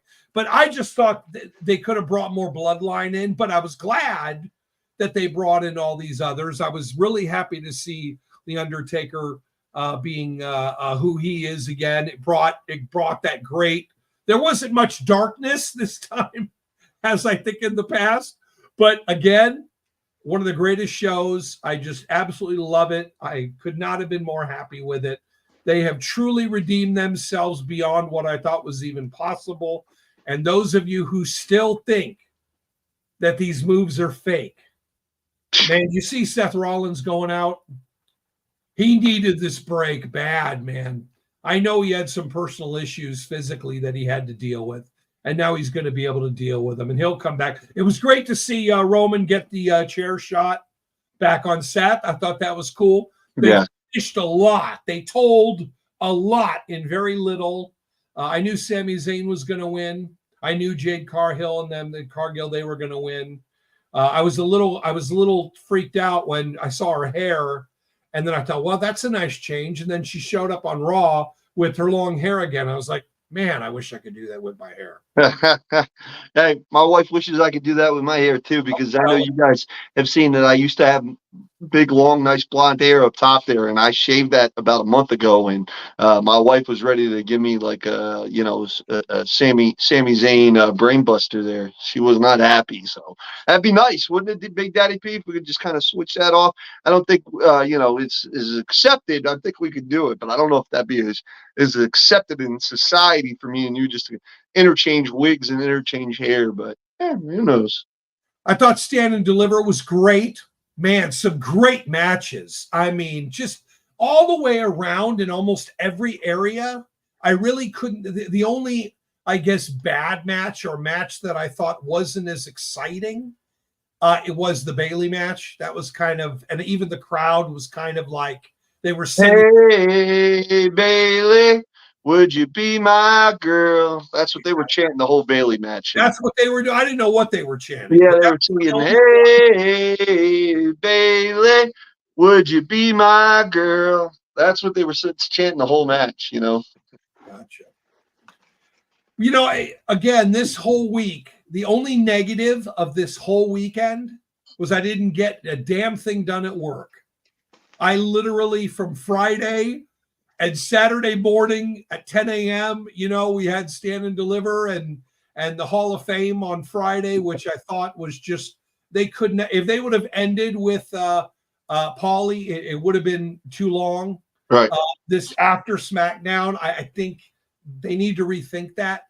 People are tired, you know, especially after, and even though SmackDown isn't, you know, was only 2 hours, you know, it was, it just seemed like even the crowd towards the last two presentation was getting pretty thin.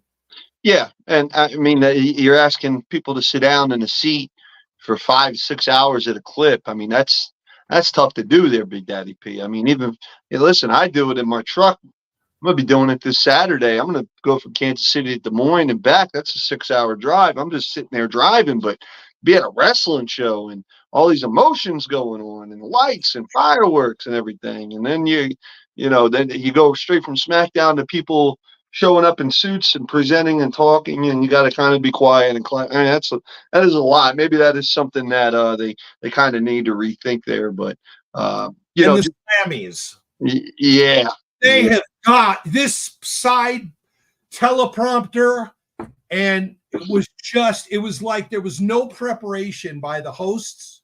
It was a mess, man. I thought it was cool. I thought it was awesome, the awards themselves, but they did they had a problem with graphics. They had a problem with camera angles. That program needs a lot of work, but that again in time, and it seemed like they didn't advertise it very much. I didn't even know it was existing until it was already over. No idea. I don't know why they didn't advertise it. Trust me. Right. You can watch the show and see why they didn't advertise it. But it's still a WWE product. People watch it. People vote for it. So I think it just there was so much to pay attention to, that the fact that they even pulled it off the way that they did and got the ratings they did, I can't wait. I haven't heard anything about the number of people on Peacock that watched it. Have they come out with that yet? Not yet. I'm sure the numbers are, if they're not out there yet, I'm sure they'll be there soon. But I mean, listen, when you're at a point the past couple years that, they're bringing ESPN to the site of WrestleMania, you're getting numbers. More eyes on this product than ever before, without a doubt. The Today Show, 100%. And give credits to the athletes for keeping it interesting. Yep. I mean, I bet Cody did 30 interviews minimum. Yep. And even Triple H said we've done more in the press this week than we've done in, again, more eyes, more exposure. That means more talk, more wrestle talk, more entertainment, more things to do. But in the end, how it benefits us, not only do we get to talk about it, but we get to share how we feel about it. Yep. I mean, I don't know about you. I did cry a couple times. Sure. I didn't expect it. Especially the gold watch. Man, that got me. That gold watch took me over the edge, because even imagine what being in wrestling was like back then compared, and all the old timers watching it now. It's just, wow, man. So anyway, all is well. It was a great week. Many blessings, just a wonderful, I know the Lord loves wrestling. I do. I know he loves it because it tells a story about good and bad, right? Yep. It gives us a chance to forget about all the crap that's going on in our own lives and worry about other people's. And I just love that. So the only snippet of truth that I have tonight is just the fact that we are so blessed. And if you're going through any kind of distress or pain of any kind, whether it's relationships, mentally, physically, financially, whatever it is, someone you might know could be hurting, whatever it is, I want to remind you today that there is joy in pain.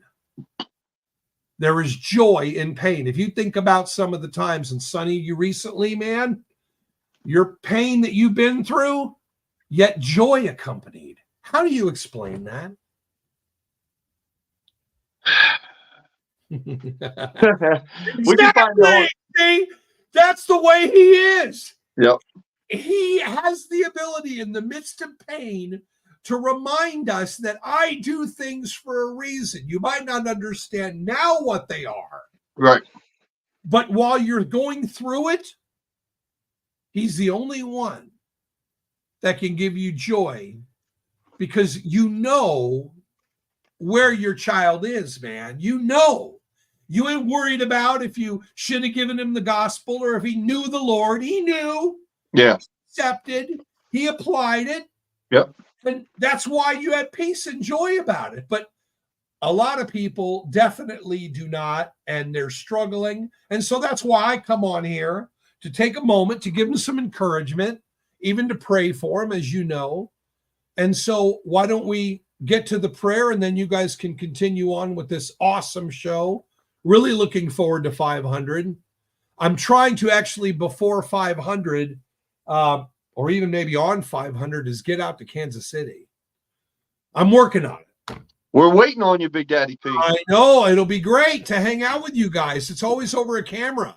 Yeah, no, we are waiting on you, me and Night Owl especially. We will take you out on the town. We'll get you some of the best barbecue, some of the best Mexican food. We will have a great time in Kansas City. I guarantee that one. So you let us know when you're ready to come into the Midwest, man. We'll be waiting for you, red carpet and all. Right? I think show 500 is going to be it. Yep, come on down. And because it's during the week, which is good, I can take care of church on Sunday and what needs to be done, and then drive out Monday, hang out with everybody Monday, and hang out with everybody Tuesday, and then do the show Tuesday. We'll stay the night Tuesday, and then be back by Wednesday. Yeah, and I've even discussed it with Night Owl. Maybe that's the situation where we just go to St. Louis. You know what I mean? I think Central St. Louis is kind of more of a centralized area for everybody in Wrestle Talk, because Renee and I are kind of more towards the west, and Hoss a little bit down south. You kind of meet right there in the middle of St. Louis. You got Luke Roberts there. You got Jeremy Karp there. You got St. Louis, man. That might be it, but we'll have to discuss that a little bit later on down the time. Let's do it for sure. That is I can't. I've already talked to my wife. She's good. We're good for show 500. Beautiful. I think it's sometime in September. When Yes, sir. Yes, sir. So yes, sir. God willing, it'll be. Yep. No, God, exactly right. Yep. Okay. Do we have any prayer requests that came in at all? You know of? I have not seen any come through. I asked them to, drop them in the comments or shoot a message, and I haven't seen any pop up in comments, and I haven't received any messages. So Lord knows. Yep. All right, Father God, we thank you so much for your goodness and grace. We thank you for the wonderful weekend that you gave us. Father, I thank you not only for all the fun times that we can have, but just the fact that we can wake up today to be able to enjoy this life. I believe that you've made life to be enjoyed, not endured. But sometimes in life, things do happen. And if there's anybody listening right now, Father, who is hurting in any way, is suffering in any way, I pray not only that you would heal them, that you would restore them, but their eyes would be open to the truth, and they would be prepared for the information that you're going to give them once they get through it. Father, we know that you are faithful. We know that you have not stopped loving this world, and you will continue to love this world until just the right time, until your return. And I just thank you that we can be a part of this program. You know all the requests that are out there. And Father, I just thank you in advance for what you're going to do. And I love you. And I ask these things in Christ's name. Amen. All right, boys, I got some fried chicken that needs to be attended to.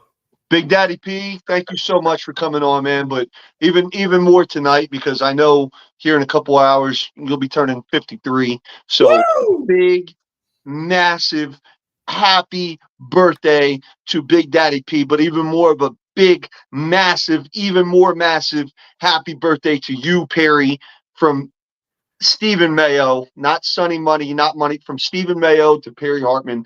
A big, massive happy birthday, and a big, massive happy birthday from everybody here at Wrestle Talk Podcast. So enjoy 53, man. 52 looked great on you. 52 seemed like it was a good number for you. 53 is even going to be even better, man. So thank you for coming on, and happy birthday, my friend. Thank you. Did anybody notice that comment that just popped up? I didn't even see it. What was that? What was up with that? That one? Yeah. What happened? Yeah, I am graduating ministerial school. Boy, the calling is big. Everybody in your prayers, please put Hoss in your prayers, because when you have a bullseye on your forehead, it gets crazy. But you stick in there, and just remember, anything that you do, your work is never in vain, Hoss, ever. You might think you're not influencing anybody. You might think you're just wasting your time. But guess what? People didn't believe Noah either until it rained. I actually preached for the first time this past Sunday. So, isn't it amazing how much you learn, and then how much if you don't learn it first, you can't share it. One of my favorite scriptures is Ezra 7:10. It says, where Ezra studied the law with all his heart, he applied it, and then he shared it. And that's the key. So congratulations, man. What a wonderful, exciting time for you to be in the coolest. I mean, you want to talk about being in the coolest group of all? Man, you're a co-worker with him. So many blessings, much protection and prayer for you. And most importantly, man, it is his word that's alive and powerful. So the more you know his word, every time you invest time in reading it, it stores in your soul, and then he pulls it out at a time when you're not expecting it. So keep going. If you ever have any theological questions or you ever just need anything in relating to ministry or anything, do not hesitate to call me, because 23 years ago, I started on the same path, and everybody thought I was crazy. Everybody said, "Oh, you shouldn't do that." And I wouldn't look back, especially because of Wrestle Talk, because Wrestle Talk is a great outlet to be an encouragement. And I had no idea you were even in that. So what a blessing. And I appreciate you guys. I love you. Have a good evening. And we will talk next week. All right. Happy birthday, Big Happy Daddy birthday, P. Big Daddy P. Thank you, buddy. Love you guys. Big Daddy Love you P, too. everybody. All right. Well, I tell you what, it's been almost 2 hours already, Sonny, but we still got a whole nother night to go.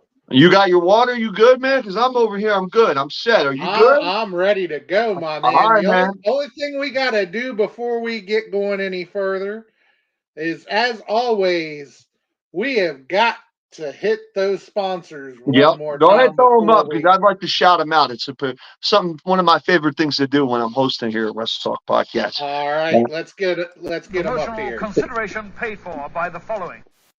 Yeah, absolutely, folks. We wouldn't be able to do episode 477, any of the episodes before that or further down the line, going to 500, if it wasn't for our great sponsors: Royals Mills Transportation, Nobles Men's Barbers Lounge, KCMO, Kincaid Arcade at Oak Park Mall, Interstate 70 Sports Media, Little Popeye Designs, where you can get your Wrestle Talk Podcast tumbler, and my personal favorite, the FWWC, the world's premier fantasy wrestling group. As you guys heard just a little while ago with the CEO, Dewan Mills, they had a big, massive weekend this weekend, and that's what we're here to discuss. Not only that, but also discuss now on to night 2 of WrestleMania 40. So, Hoss, thanks again to those folks in the back letting us borrow the randomizer. Let's hit that randomizer. Let's get this thing rolling, my friend. Let's get this thing going here, brother. Let's do it. Looking forward to getting through this here, and a lot of good matches left to go. So let's see what we've got here.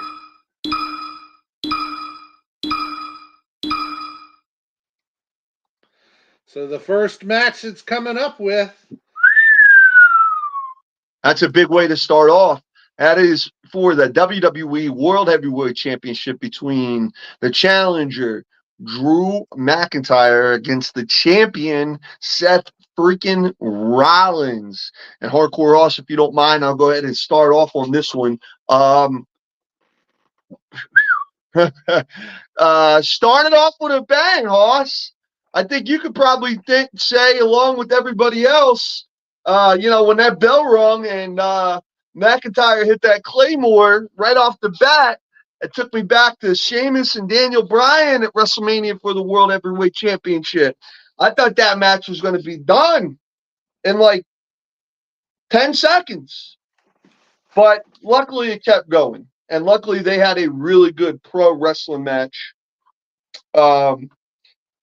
I liked the fact, and I liked how they included CM Punk.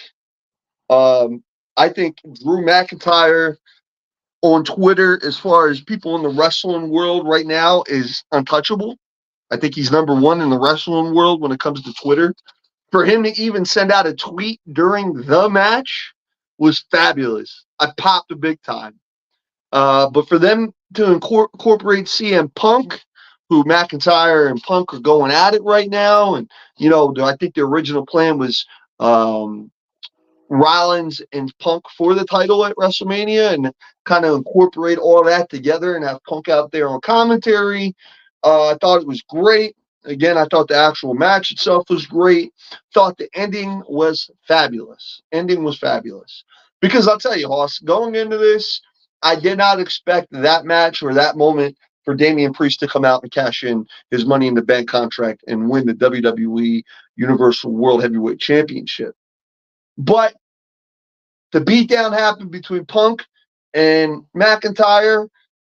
Damian Priest came out from the Judgment Day. Hit his sit-out chokeslam in the ring, 1, 2, 3. He's World Heavyweight Champion. Punk just sitting there on the commentary table with his legs crossed, Indian style. clapping. Fabulous, man. Fabulous. So I'll just go ahead and throw mine out there, and then I'll pass to you, Ross. I'll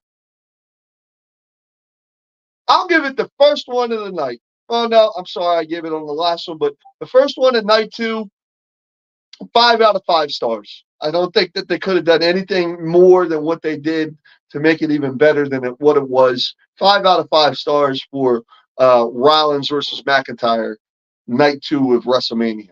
So what about you there, Ross? Honestly, I wasn't quite as into that match. I mean, Really? I know Seth. He was hurt, and I think you could tell he was hurt. He I don't think he performed quite to the level he normally would had he not been hurt. Sure. So I looked at that performance, and I just wish he hadn't been hurt. I thought that Drew was made to look absolutely strong in that match, and he pretty much just controlled most of the match.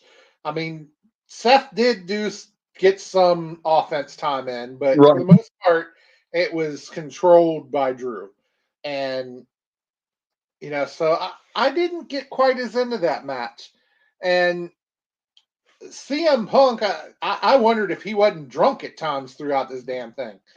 You know, not knowing who Rocky is and not being able to say you can't have WrestleMania in Philadelphia without Phil, and Right. oh, what was it? Night 2, he said something that made him sound absolutely stupid, and I don't remember what it was now, but I remember thinking, you know, is he drunk or what? It's just,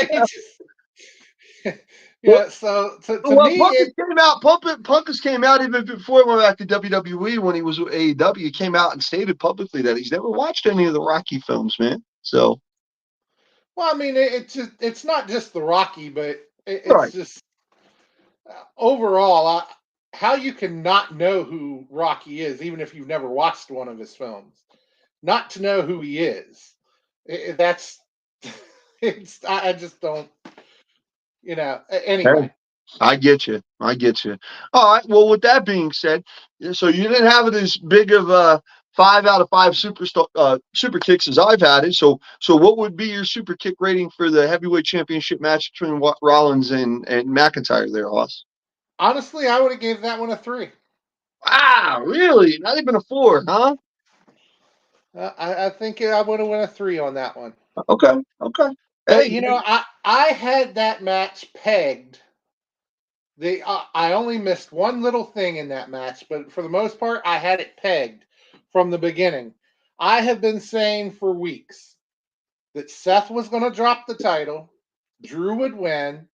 They would give Drew time to celebrate, and he'd be out there celebrating and doing his thing, and all happy. Yes, I won it, and I won it in front of fans.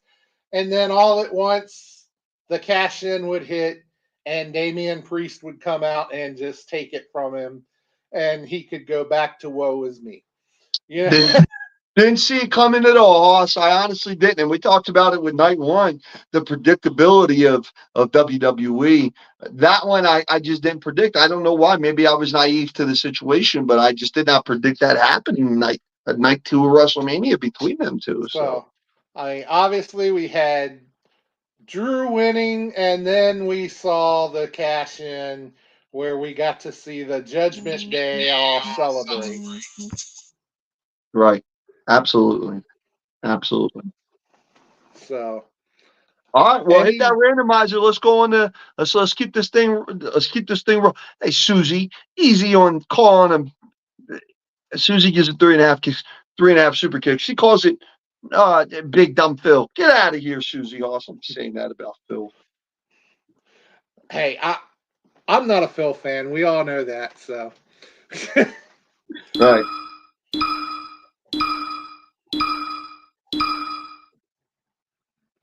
all right. So the next match is The Pride versus Final Testament. And we had the Pride come out as winners in that one. So what did you think of that match, Sonny? A filler? I felt like that was a filler match. I feel like that match is thrown in there to just, I mean, I get it. They've had the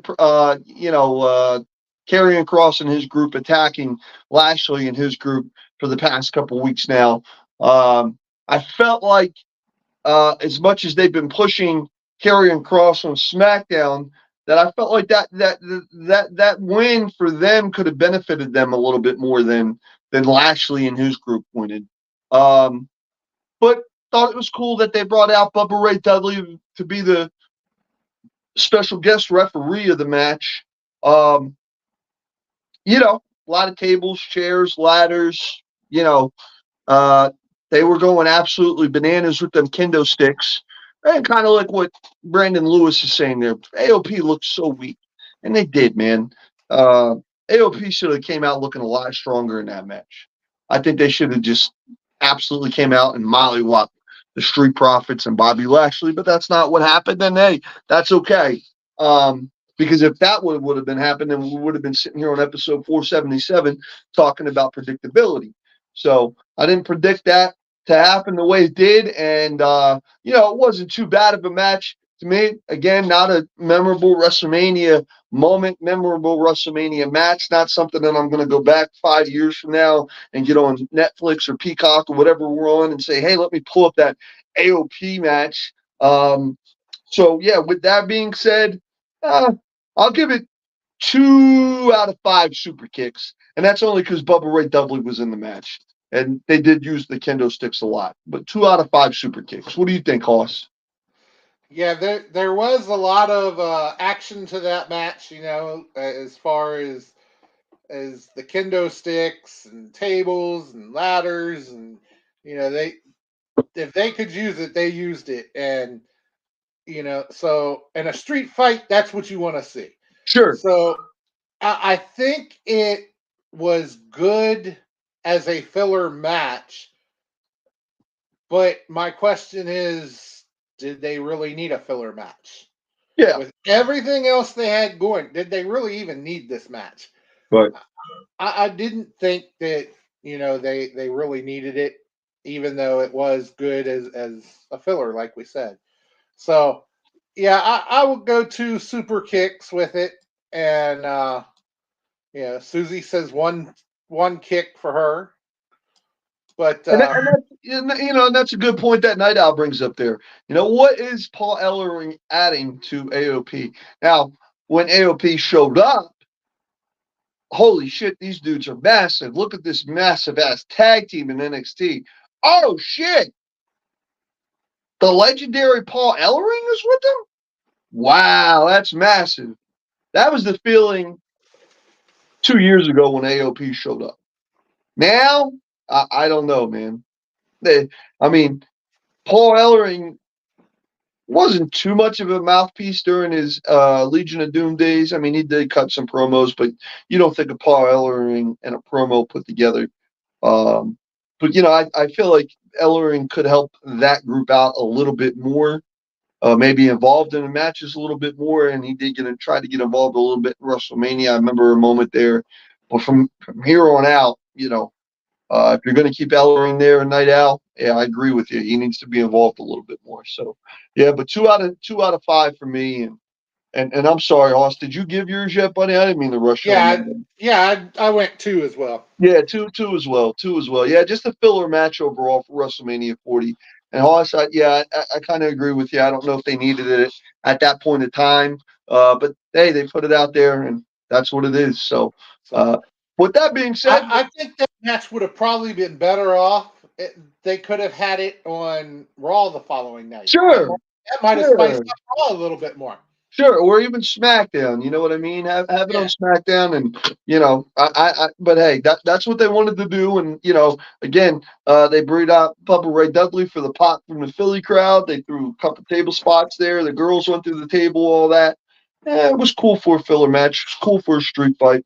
2 out of 5. Probably would have gave it more if I would have seen Karrion Kross and his group come out, but I didn't. Street Profits came out. I don't even know if it did anything for him. So 2 out of 5. So, all right, let's go ahead and get that randomizer. Yeah, baby. Let's keep that thing going.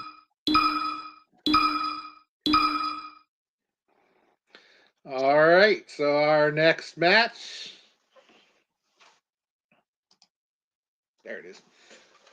LA Knight versus AJ Styles. Yeah. Yeah. And of course. Dummy. Yeah. Dummy. Yeah. Good. Good. I'll let you start this one off, though, Hoss. Go ahead, my friend. You know, I thought it was a decent match. I think it was kind of predictable once again that, you know, why did my mind just go blank on me? But yeah, I thought it was predictable that LA Knight was gonna come out with the victory on that one. But it was a decent match, and you know, I will give it 4 super kicks. Dummy, yeah. Dummy, yeah. Dummy, yeah. 4 super kicks there, Hoss. Really? Wow. Okay, well, here we go. Agree to disagree with you on this one, Hoss. I did not know who was going to be a clear-cut winner going into this match. Big shout out to CR Media. What's up, baby? Love you guys. Love you, brother. Love you, Chase. Big shout out to all them boys over there at the I-70 Hot Tag. You know, LA Knight, AJ Styles, they did some real cool stuff as far as the build-up going into the match. You know, getting arrested, the fight at the media event over the weekend at WrestleMania 40. Dude, they really did some cool stuff. They really did some cool stuff to build this match up. And, you know, I think if we would have said a year ago or last summer that, hey, LA Knight hasn't got a title win yet, or LA Knight's really not too much in the main event, you know, people would have been upset. Because when that yeah movement started, Hoss, that thing was massive, bro. That thing was massive. That thing had me every day at my shoot job on the dock pissing off random people because they don't watch pro wrestling. They don't know who LA Knight is. They thought I was absolutely fucking nuts at 6 a.m., 5 a.m., 6 a.m. on the morning yelling across the freight dock, yeah. And now I still have people today doing that. They don't know where it's from, but they'll walk past me. Hey man, what's up? Yeah, you know what I mean. So, but I'm glad LA Knight won at WrestleMania. I think that is about as big of a moment that he will get. And again, I can't predict the future, but if I had to predict it for a WrestleMania, I think that's about as big of a moment that he will get at a WrestleMania. And listen, to pin AJ Styles at WrestleMania, title or not, that means something. That says something for him in that guy's career. So, I'll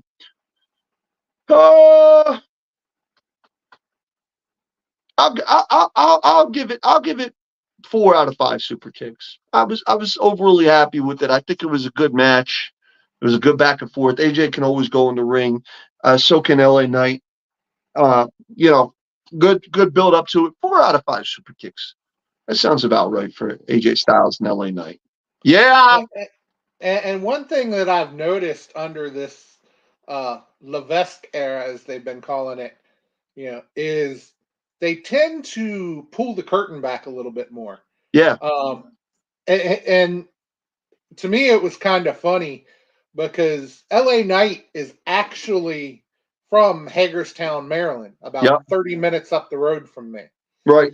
And of course, they always say he hails from Los Angeles, California. And then on the pre-show, somebody made the remark, well, LA Knight's from right down the road here. And I'm like, well, there went that kayfabe. Right. Yeah. Yeah, man. Yeah. Yeah. Yeah. But hey, that's what it is with the Levesque era, brother. You know what I mean? Hey, when Undertaker is coming out with the Druids, he's from Death Valley. When he's coming out on the bike, he's from Houston, Texas. So, it is what it is. So, all right. Well, let's go ahead and Let's keep this thing rolling. keep rolling here.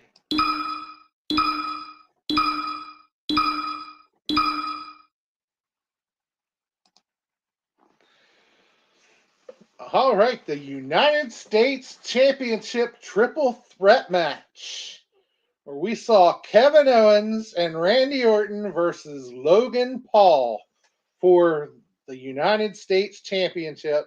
And of course, Logan Paul comes out as still United States champion. Yep. I didn't predict that one. I don't know. I'm going to go first on this one, Hoss. That's another one. And maybe, hey, man, maybe I'm just kind of taking the Wrestle Talk podcast blinders off and just putting the strictly fan blinders on when I'm watching these events now, which is cool because I enjoy it. I don't really care about spoilers or anything like that. But I'm glad Logan Paul won. Logan Paul has been an asset to WWE. And it's also WWE's also been an asset to Logan Paul, so it's been a great working relationship between the two. I could have gone without the guy in what's his name? IC Speed, I believe was his name, the YouTuber. Yeah, something like that. Yeah, my kid Max Money Max Mayo knew who he was. I didn't know who he was. Maybe I'm just getting old. That sounds super old man of me, but I didn't know who this streamer was or podcast guy. Of course, with Logan Paul, I'm not surprised, whatever. Could have gone without that spot, but didn't really take away from the match from me. Super pop, super loved KO's entrance, Titantron with the ECW theme. His tights, his attire, super popped on that. Glad he wore that. Glad that WWE threw that up on the Titantron like that. Big pop for Philly. Big moment for Philly right there. Overall good match. Didn't know if it was going to be Randy walking away. Didn't know if it was going to be Kevin walking away or Logan Paul retaining, which it was Logan Paul retaining. Logan Paul's fucking phenomenal, bro. He really is. For a celebrity to come from the outside, come into that professional wrestling world. And there's been quite a few who've done it, and guys who shit the bed and not been so good, and guys who've been like Bad Bunny and Logan Paul have come in and they're fucking great. And Logan Paul's great, and he's still holding that championship. And he knows how to be a heel, knows how to be a bad guy. And great build up to the match too. Great build up to the match. I'll give this one. I'll give it 4 out of 5 super kicks on this one. More better super kicks I think on night 2, and I think that's kind of the overall theme with night 2 of WrestleMania. I think night 2 was a lot better than night 1, so I'm definitely going to give some more super kicks on the good side than I am taking away from the bad side there. So 4 out of 5 super kicks with a triple threat match for the U.S. Championship, night 2 of WrestleMania 40. Hardcore Hoss, talk to me about it, buddy. What'd you think? I thought it was a good match. I did see Logan retaining. After all, one of the things to me that gave it away that Logan's going to retain, and of course we knew it was coming before it actually happened, is when you look in the center of the ring and you look at the turnbuckles, and Logan Paul has spent all that money to put that in the ring and on the turnbuckles, he's not going to put that money in to drop a title. So putting his branding all over that ring right there tells me he was going to keep it. Hey, sure. So, but yeah, I did think it was a good match. I enjoyed it, and I'll give it 4 super kicks. Yeah, that sounds about right, man. Yeah, good match. Yeah, I can see your point on them putting the Prime, which I'm not a fan of. I understand it. I'm not sitting here being an old man going, where's my WWF? I never did that back in the day. I understand. I understand why they did it. Not a fan of it, though. I don't like the Prime logo dead in the middle of the mat, but that's neither here nor there. So, Yeah, I didn't like the branding all over the place, but nope. I can understand it. In just like you say, And, and, money and, and money talks, and well, they and got to get it somewhere. I know, and I get that, man. But, to have it, the whole ringside area for every different match to have a different logo, sponsored logo on the ring and the guardrail on the screens for every match. It was just like, God, it was too much, man. I don't know. I agree. It was too much. You know what I mean? You go back and look at memorable moments. I mean, think about Hogan picking up Andre and slamming him, and there being a Marlboro sponsor logo in the middle of that fucking ring. You know what I mean? I mean, that's not a poster that I hang up in my room here. You know what I mean? I got Tyson versus Ali poster. That's what I have. That's what that yellow one is right there, folks. Here, you know what? Let's take a little trip back here because I'm mobile and I'm accessible. I mean, Hardcore Hoss, imagine that beautiful poster right there of Tyson versus Ali, and right in the middle of that ring was a Chevy emblem. You know what I mean? It just kind of takes it away from it. So I get WWE, and just like you said, Hoss, money talks there, but I don't know. For us pro wrestling fans, kind of takes away from it. But regardless, that match, 4 out of 5 stars, man. So let's quit that's the TKO. Yeah, hey man, I get it. So I mean, if we want them to cuss and shoot style promos and shoot style storylines, I guess we have to put up with dude wipes on our Titantron now. So So all right, well we're moving right along here for this second night. We have 2 matches left, I believe. cool. So Cool.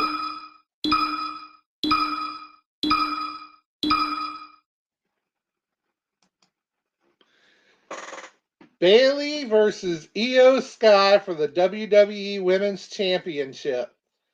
And of course, your winner is a new WWE Women's Champion, Bayley.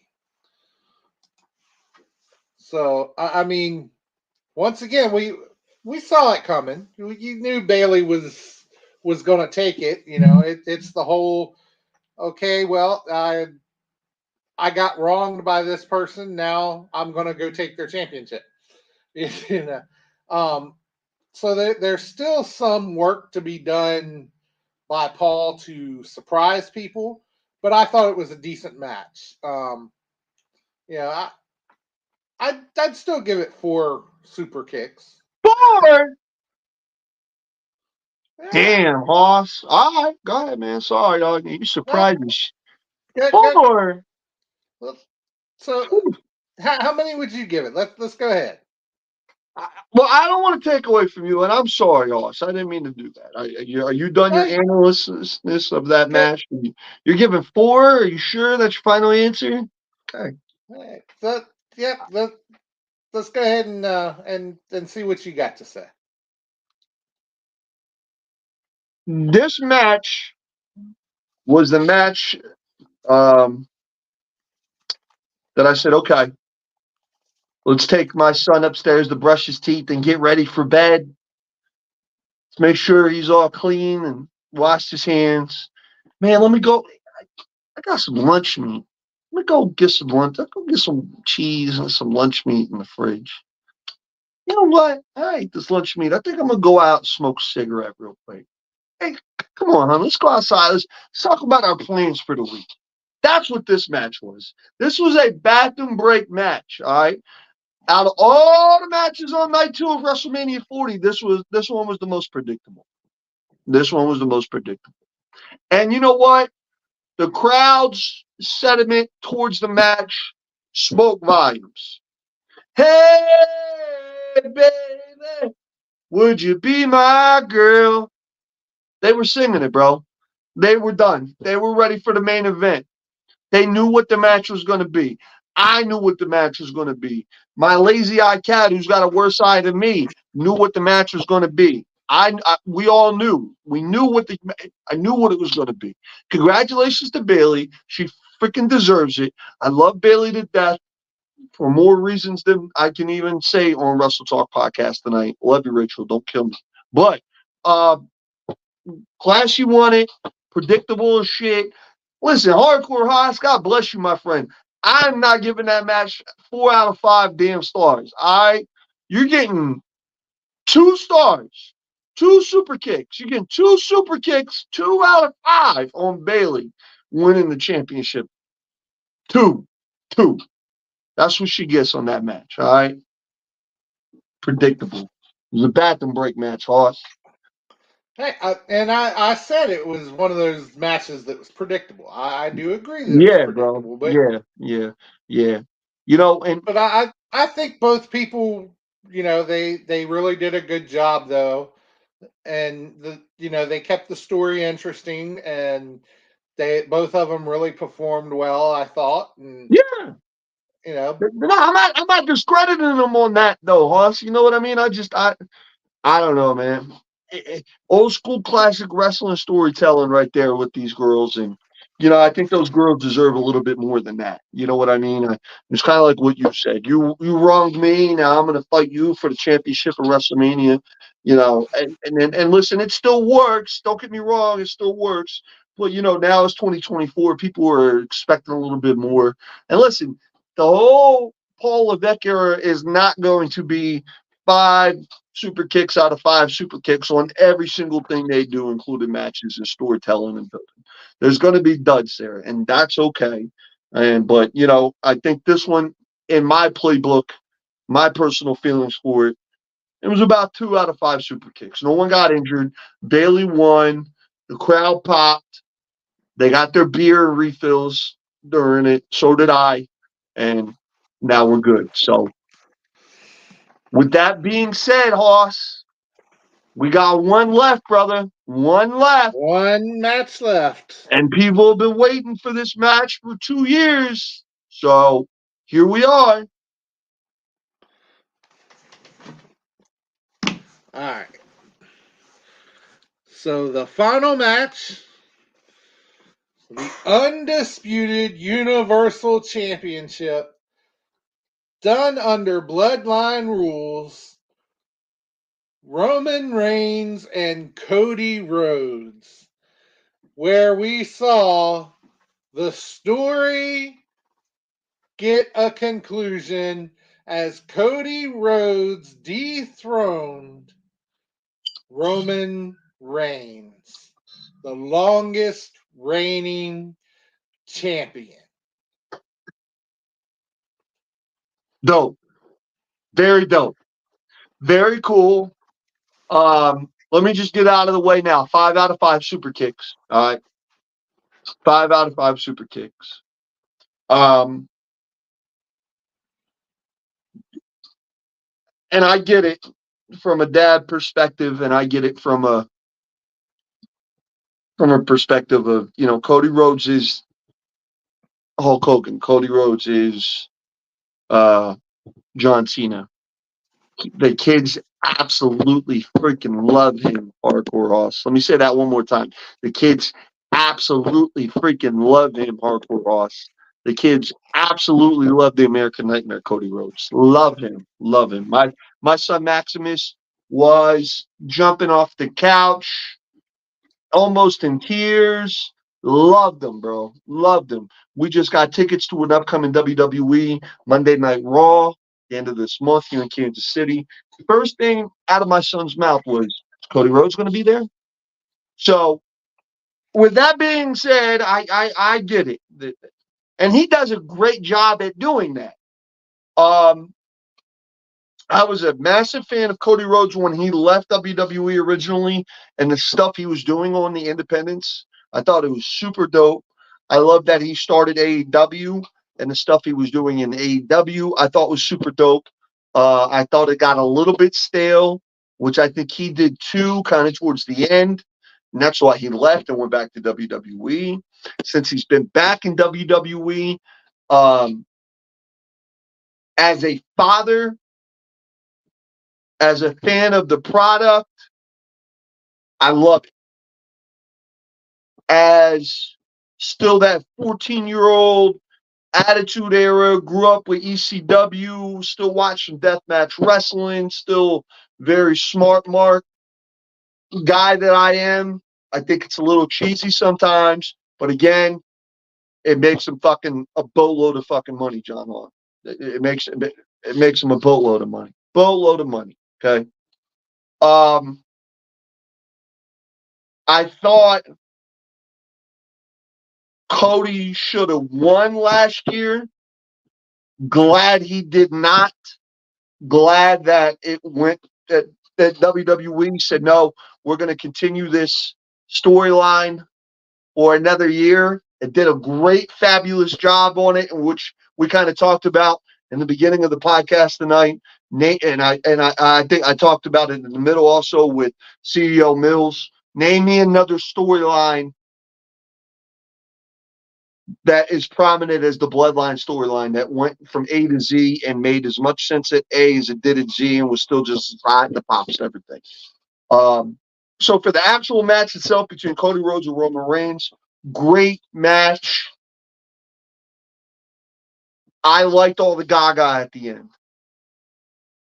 I said to my wife on night one during the tag team match, I said, yo, hon, watch out for the glass shattering. I think he's going to come. Night two, Cena comes out. Rocky comes out. Rock standing in that ring. I think a lot of people, Hoss, and I bet you did too, thought that glass was going to shatter and we were going to see a bald Texan redneck on an ATV coming down the ramp in Philly at the link. Cool, that was Undertaker. Cool how they did it. Undertaker didn't have to do his big biker entrance and all that. He came in, choke slam, he's out. But I would have enjoyed it a little bit more, and I think everybody else would have too. It being WrestleMania 40, it going into the Levesque era with everything that made sense with this storyline and The Rock incorporating himself into it. And as everybody knows, The Rock's biggest rival, Stone Cold Steve Austin. I think it would have made more sense for Austin to be in that spot, but that's not to take away from Cody Rhodes winning it. I thought at the very end, showing everybody in Cody's speech and bringing out Pritchard and Triple H and all the baby faces, and they lifted him up, and Cody's crying with Michael Cole, and fabulous. Fabulous. Couldn't picture a better way to end WrestleMania 40, brother. 5 out of 5, 100%. And I'm looking forward to Cody Rhodes' era now with him holding the title. Shit the bed on Monday Night Raw, and I don't want to get too deep into that because I want to get your thoughts on this. But I will say they did not start off great on Raw last night. Did not start off great on Raw last night. But with that being said, I don't want to get that far. Hardcore Hoss, I said my piece. What do you think, man? I gotta agree with you. 5 super kicks. You know, I also gotta agree. Raw, it was not the best start last night. Honestly, Raw last night overall was not the best. That shit was the shits, man. It was basically one big promo from this person and that person with a couple matches thrown in. I can live with starting off Raw with a 15, 20-minute promo. I used to I used to hate it back in 2000 and 2001 because there was a stretch there every week. Triple H came out, and I am the game. And this is the McMahon Helmsley faction. And every week they started off Raw with a promo. I used to please start off Raw with a match. Just one time, all right? So I hope Triple H in the Helmsley era and the Levesque era, don't do that every Monday night. And that promo last night probably went about 15, 20 minutes too long. I mean, that was a 45 dog. I remember at one point last night when I was watching that, I looked, I said, it's 7:43 my time. Raw starts at 7. It was 7:43. They were still in the ring talking to us. Like, whew. Yeah. Now, one thing that did not make sense to me at Mania, and I don't know if anybody can make sense of it. When they were all celebrating at the end, you look at the people in the ring. Okay. I mean, you had pretty much everybody that the bloodline had gone through. Right. You had them in the ring. That made sense. You had Cody's family in the ring. That made sense. You had a few executives in the ring. That made sense. What the hell was CM Punk doing walking around in the ring? It didn't make sense to me. I don't understand what he was doing out there at that point. Everybody else, it made sense. It had a reasoning. That's your CM Punk, that's your second biggest, arguably your second biggest baby face of the company, endorsing the biggest baby face of the company. That's all that. I mean, that, yeah, I mean, I get what you're saying. Trust me, I understand 100%. Why is he out there? But your second biggest baby face of the company, they wanted all the baby faces out there. I think that's what it was. I think they, they wanted that WrestleMania 10 ending. You know what I mean? With Bret Hart, and you had Luger and Ramon and everybody lifting Bret Hart up. I think that's what that kind of was. So, it just, to me, it didn't make sense for Punk to be there. So And, did you enjoy the match though? but yes, I did enjoy the match. Now, like you kind of mentioned earlier, you mentioned, the 14-year-old death match. Yeah. Right. I still enjoy a good death match. Sure. So from that aspect, I honestly thought there would have been more blood, more violence in that match, especially being under bloodline rules than Right. what there actually was. But I think the way they did it, it actually did work. I don't think you were actually looking at it and missing it at the end. It was kind of more of a, wow, I thought it would be more than that, but it wasn't a disappointment at all. No. I mean, like I said, I think the only little bit of disappointment, and I'm sure it was for the Night Owl too, because it's his all-time favorite. So we got Undertaker instead of Austin in that spot. Dog, think about that, Hoss. Picture that. If Austin would have came out there and just fucking stunned everybody in the bloodline and Cody hit the crossroads, I mean, to me, that would have been massive. But yeah, and I could see where that would work. And don't get me wrong, I would have enjoyed it and would have loved to have seen it. But after I watched the Today Show interview with Cody, and I've seen several interviews with him since then. And in one of the interviews, he was asked about that, and he made the point that they were trying to honor as many previous pay-per-views or as many previous WrestleManias as they could. So that's why Undertaker made sense, because of that 22 win streak. sure. No, So it honored all those, as well as you had the all the others that came out.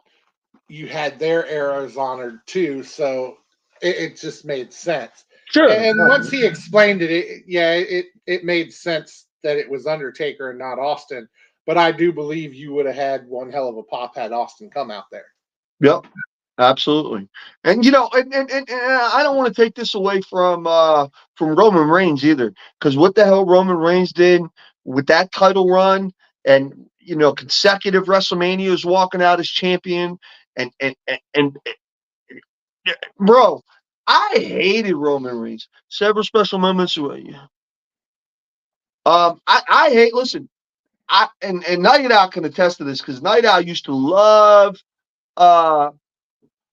Roman Reigns, good guy Roman Reigns. I thought he was the shits. Like, I can deal with cheesy Cody Rhodes, and I get that.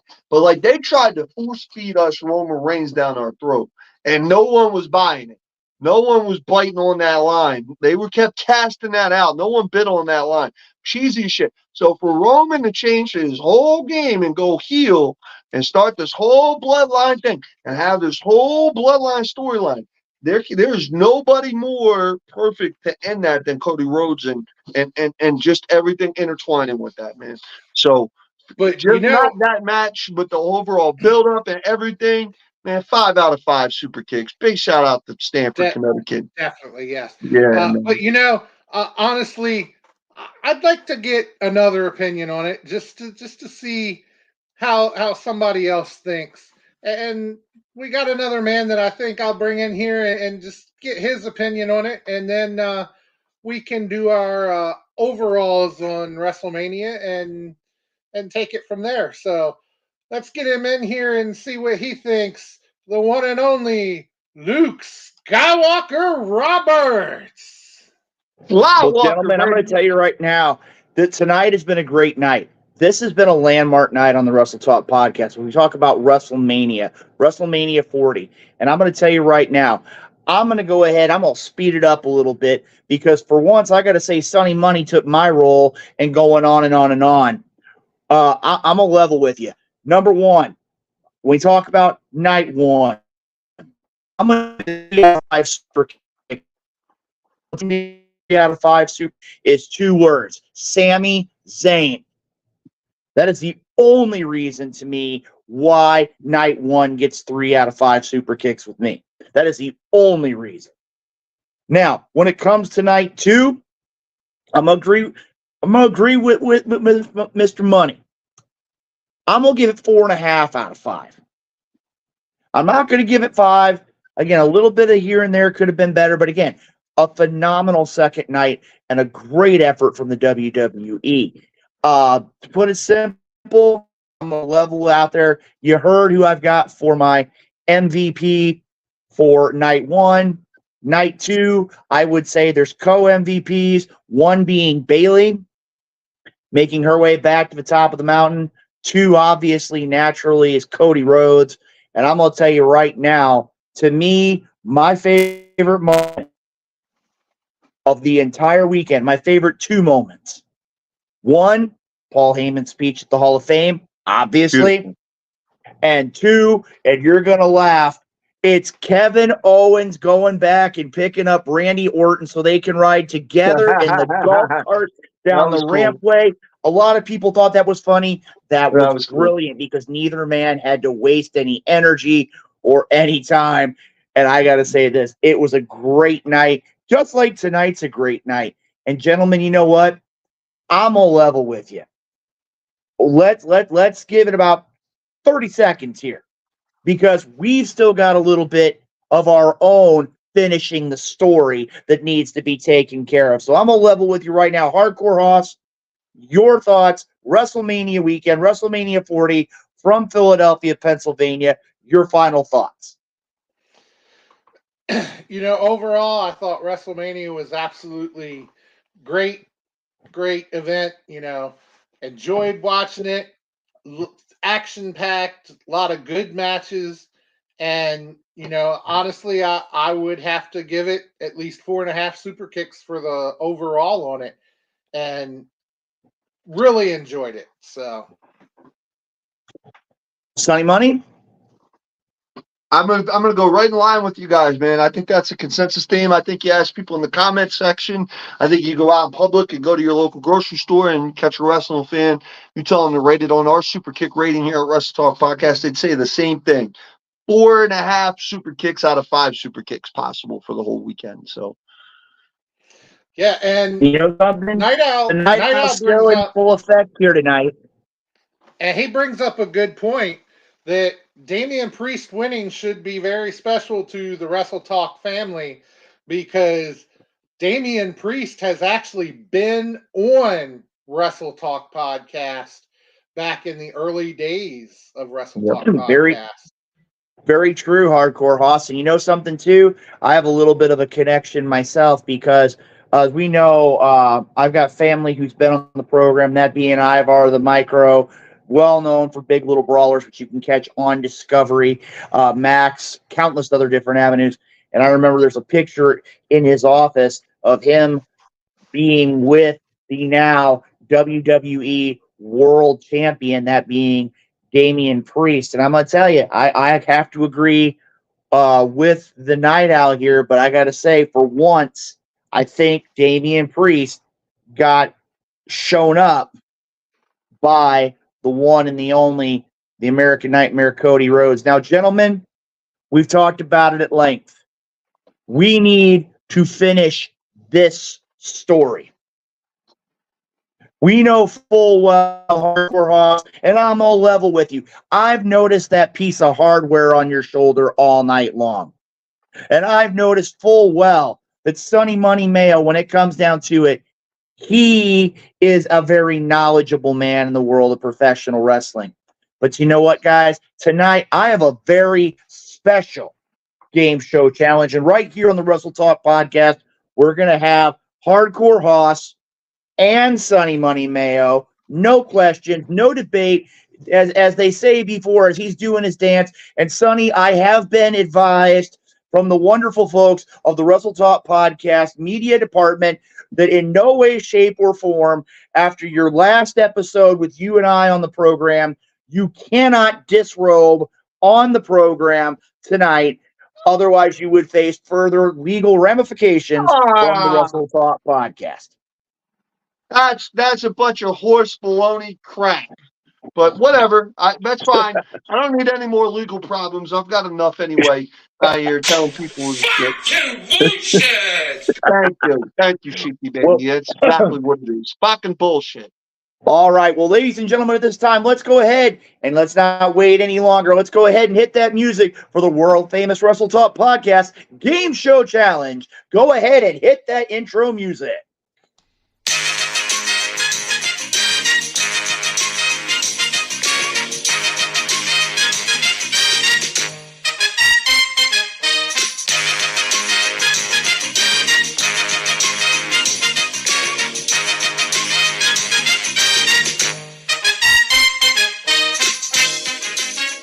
All right, ladies and gentlemen, welcome to this week's installment of the world famous Wrestle Talk podcast game show challenge. Tonight's contest is scheduled for a best 2 out of 3 falls. Our contestants are the Wrestle Talk podcast Sonny Money Mayo and the one, the only, the championship holding Hardcore Hoss. Now, gentlemen, we've talked about WrestleMania and how great of a weekend it always seems to be. It is, as they say, the Super Bowl of professional wrestling. But tonight, we're going to take another look at the world of professional wrestling of WrestleMania weekend.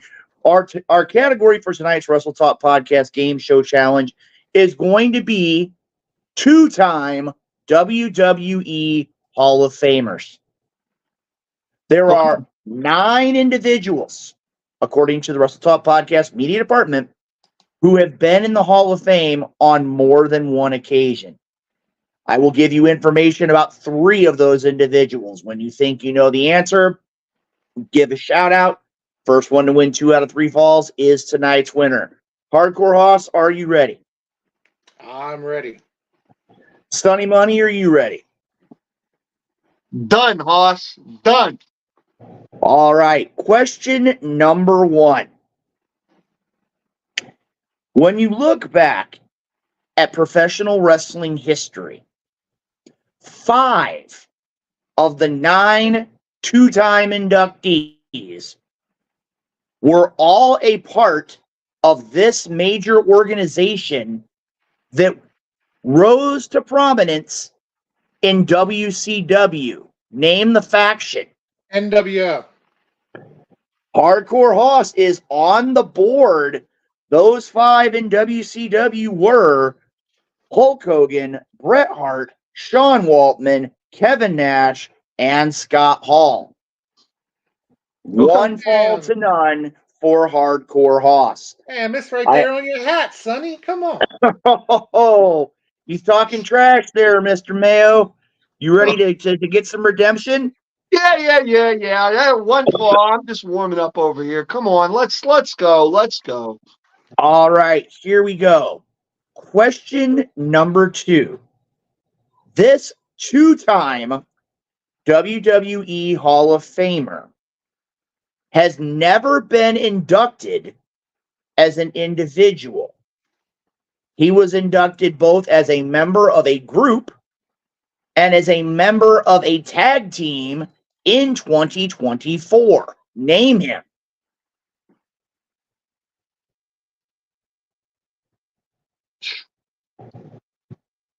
Barry Windham? Second fall goes to Hardcore Hoss. That's a good haul. I didn't. He was inducted as a member of the Four Horsemen, and he was inducted as a member of the U.S. Express. Now, Sonny, to give you an idea, we're going to give you a third fall. Yeah, You I see need why one. I had to make it a point to go ahead and give that preceding statement. I think that you would be able to answer the third question. Okay, yeah, because I mean, I just wasn't. You threw me off there, Flywalker. You said I can't take my shirt off anymore. The lawyers are going to call. I don't need the memos coming in on the fax machine no more. So yeah, help me out here. Let's try this third fall out and we'll go. Okay, so Hold on. What is this thing you talk about? A fax machine? yeah, well, we still use it over here at the Money Mayo household. For me to be on Russ Talk podcast, my wife cannot get on the telephone right now. So that's what's going on. Okay. She sees it on the caller ID. She gets the, voice, answer machine, but yeah, so it's all good. It's all good. And just to let you know, as they say, and I get to use this for once, if you don't know what a fax machine is, Google it. Yeah. There you go. I got there. I got a chance to use that. That's a first time for Luke here. Question number 3. Here we go, gentlemen. This individual is a 2-time WWE Hall of Famer. He has entered the Hall of Fame both as a singles wrestler and as a tag team wrestler. Bret the Hitman Hart. No, you can still see him today behind the commentary desk for the WWE. Name it. JBL. No. Booker T. That is correct. Sonny Money Mayo with the third fall, avoiding the sweep. But tonight's winner of the Wrestle Talk Podcast Game Show Challenge, he's getting a little too excited. Ladies and gentlemen, the winner is our one and only Hardcore Hoss. So, Hardcore Hoss, if you want to hit that victory music,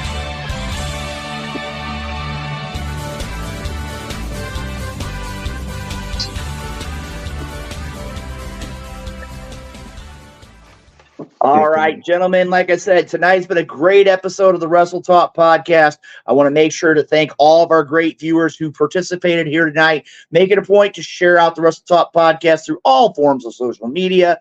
Also, make it a point, if you enjoyed the Wrestle Talk podcast here, we're going to go ahead and make it a point to share it out to everybody. And I'm sorry, Night Owl, you do know what's there, and Sonny still uses a flip phone. I'm not going to confirm or deny that rumor. I'm going to go ahead and leave that for Sonny Money Mayo to explain. So at this point, gentlemen, again, I want to say thank you for letting me be on the program tonight. Another great episode, another great Wrestle Talk podcast game show challenge. Gentlemen, I look forward to seeing you right back here next week. Take care to all the Wrestle Talk family, and we'll see you back here real soon. So let's go back to Sonny Money Mayo and Hardcore Hoss. Thank you, Luke. Pleasure having you again. Sonny, my first win. Thank you very much. Yeah, you better savor that, all right?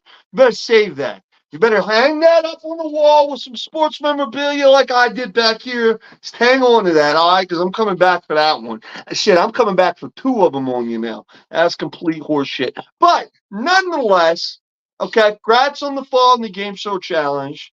Hardcore Hoss, thank you, my friend. I had a great night tonight. I know this night actually wasn't even really supposed to happen. I think me and you were the only ones at the Wrestle Talk Podcast headquarters who said, hey, we want to talk about WrestleMania. So that's exactly what we did, and I could not find a better partner to do that with tonight. I'm glad we covered night 1. I'm glad we had the CEO, DeJuan Mills, in the house to cover the FWWC, the world's premier fantasy wrestling group. I'm glad we had Big Daddy P, Mr. Birthday Boy Perry Hartman in the building. He's turning 53 tomorrow for Snippets of Truth. And I'm glad we got the cover night too, man. And it was a great time. And I couldn't find anybody better to do episode 477 with the Wrestle Talk podcast than you, Hardcore Ross. So thank you, my friend. It was a great night. Always a pleasure when I get together with you, Sonny, here on the podcast. And, look forward to the next time we get to host together. It's always a pleasure and always a good time. But before we get out of here, we got one more piece of business to take care of. We got to get them sponsors one more time because we wouldn't be here without our sponsors and our fans. So we want to thank our sponsors and thank you to you guys that have been watching. We really appreciate each and every one of you.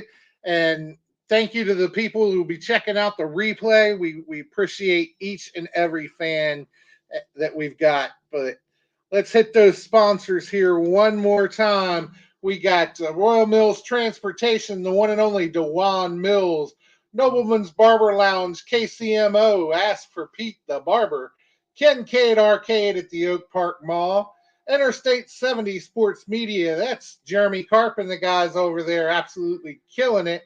Little Popeyes Designs, where you can get your very own Wrestle Talk podcast tumbler, and the world's premier fantasy wrestling group, the FWWC. That's right. That's it, baby. That's it, man. Well, listen, 477 is in the books, ladies and gentlemen. Thank you to everybody who shared, commented, supports us throughout the whole thing. Remember, hashtag Let's Talk Wrestling. That's what we want the Wrestle Talk podcast associated with. Hashtag Let's Talk Wrestling. Also, I actually get the privilege of coming back next week for 478. I get to interview a gentleman by the name of Logan Knight, who's blowing up here in the Midwest scene of the independent professional wrestling community. So I'm very much looking forward to that. And then I'm looking forward to hanging out with you on down the road to 500. Man, you're going to get another episode in, brother. I know that for a fact. All right. Oh, so, definitely. All right, So, my man. Well, thank you so much for 477. Ladies and gentlemen of the Wrestle Talk podcast, friends and family, thank you so much for joining us on a special episode of Wrestle Talk podcast covering WrestleMania 40 nights 1 and 2. I am Sonny Money. That is Hardcore Haas. Please check out all of our fabulous sponsors and please like, share, comment, Wrestle Talk podcast, the #1 independent pro wrestling podcast in the game today. Good night. Good night, that's right.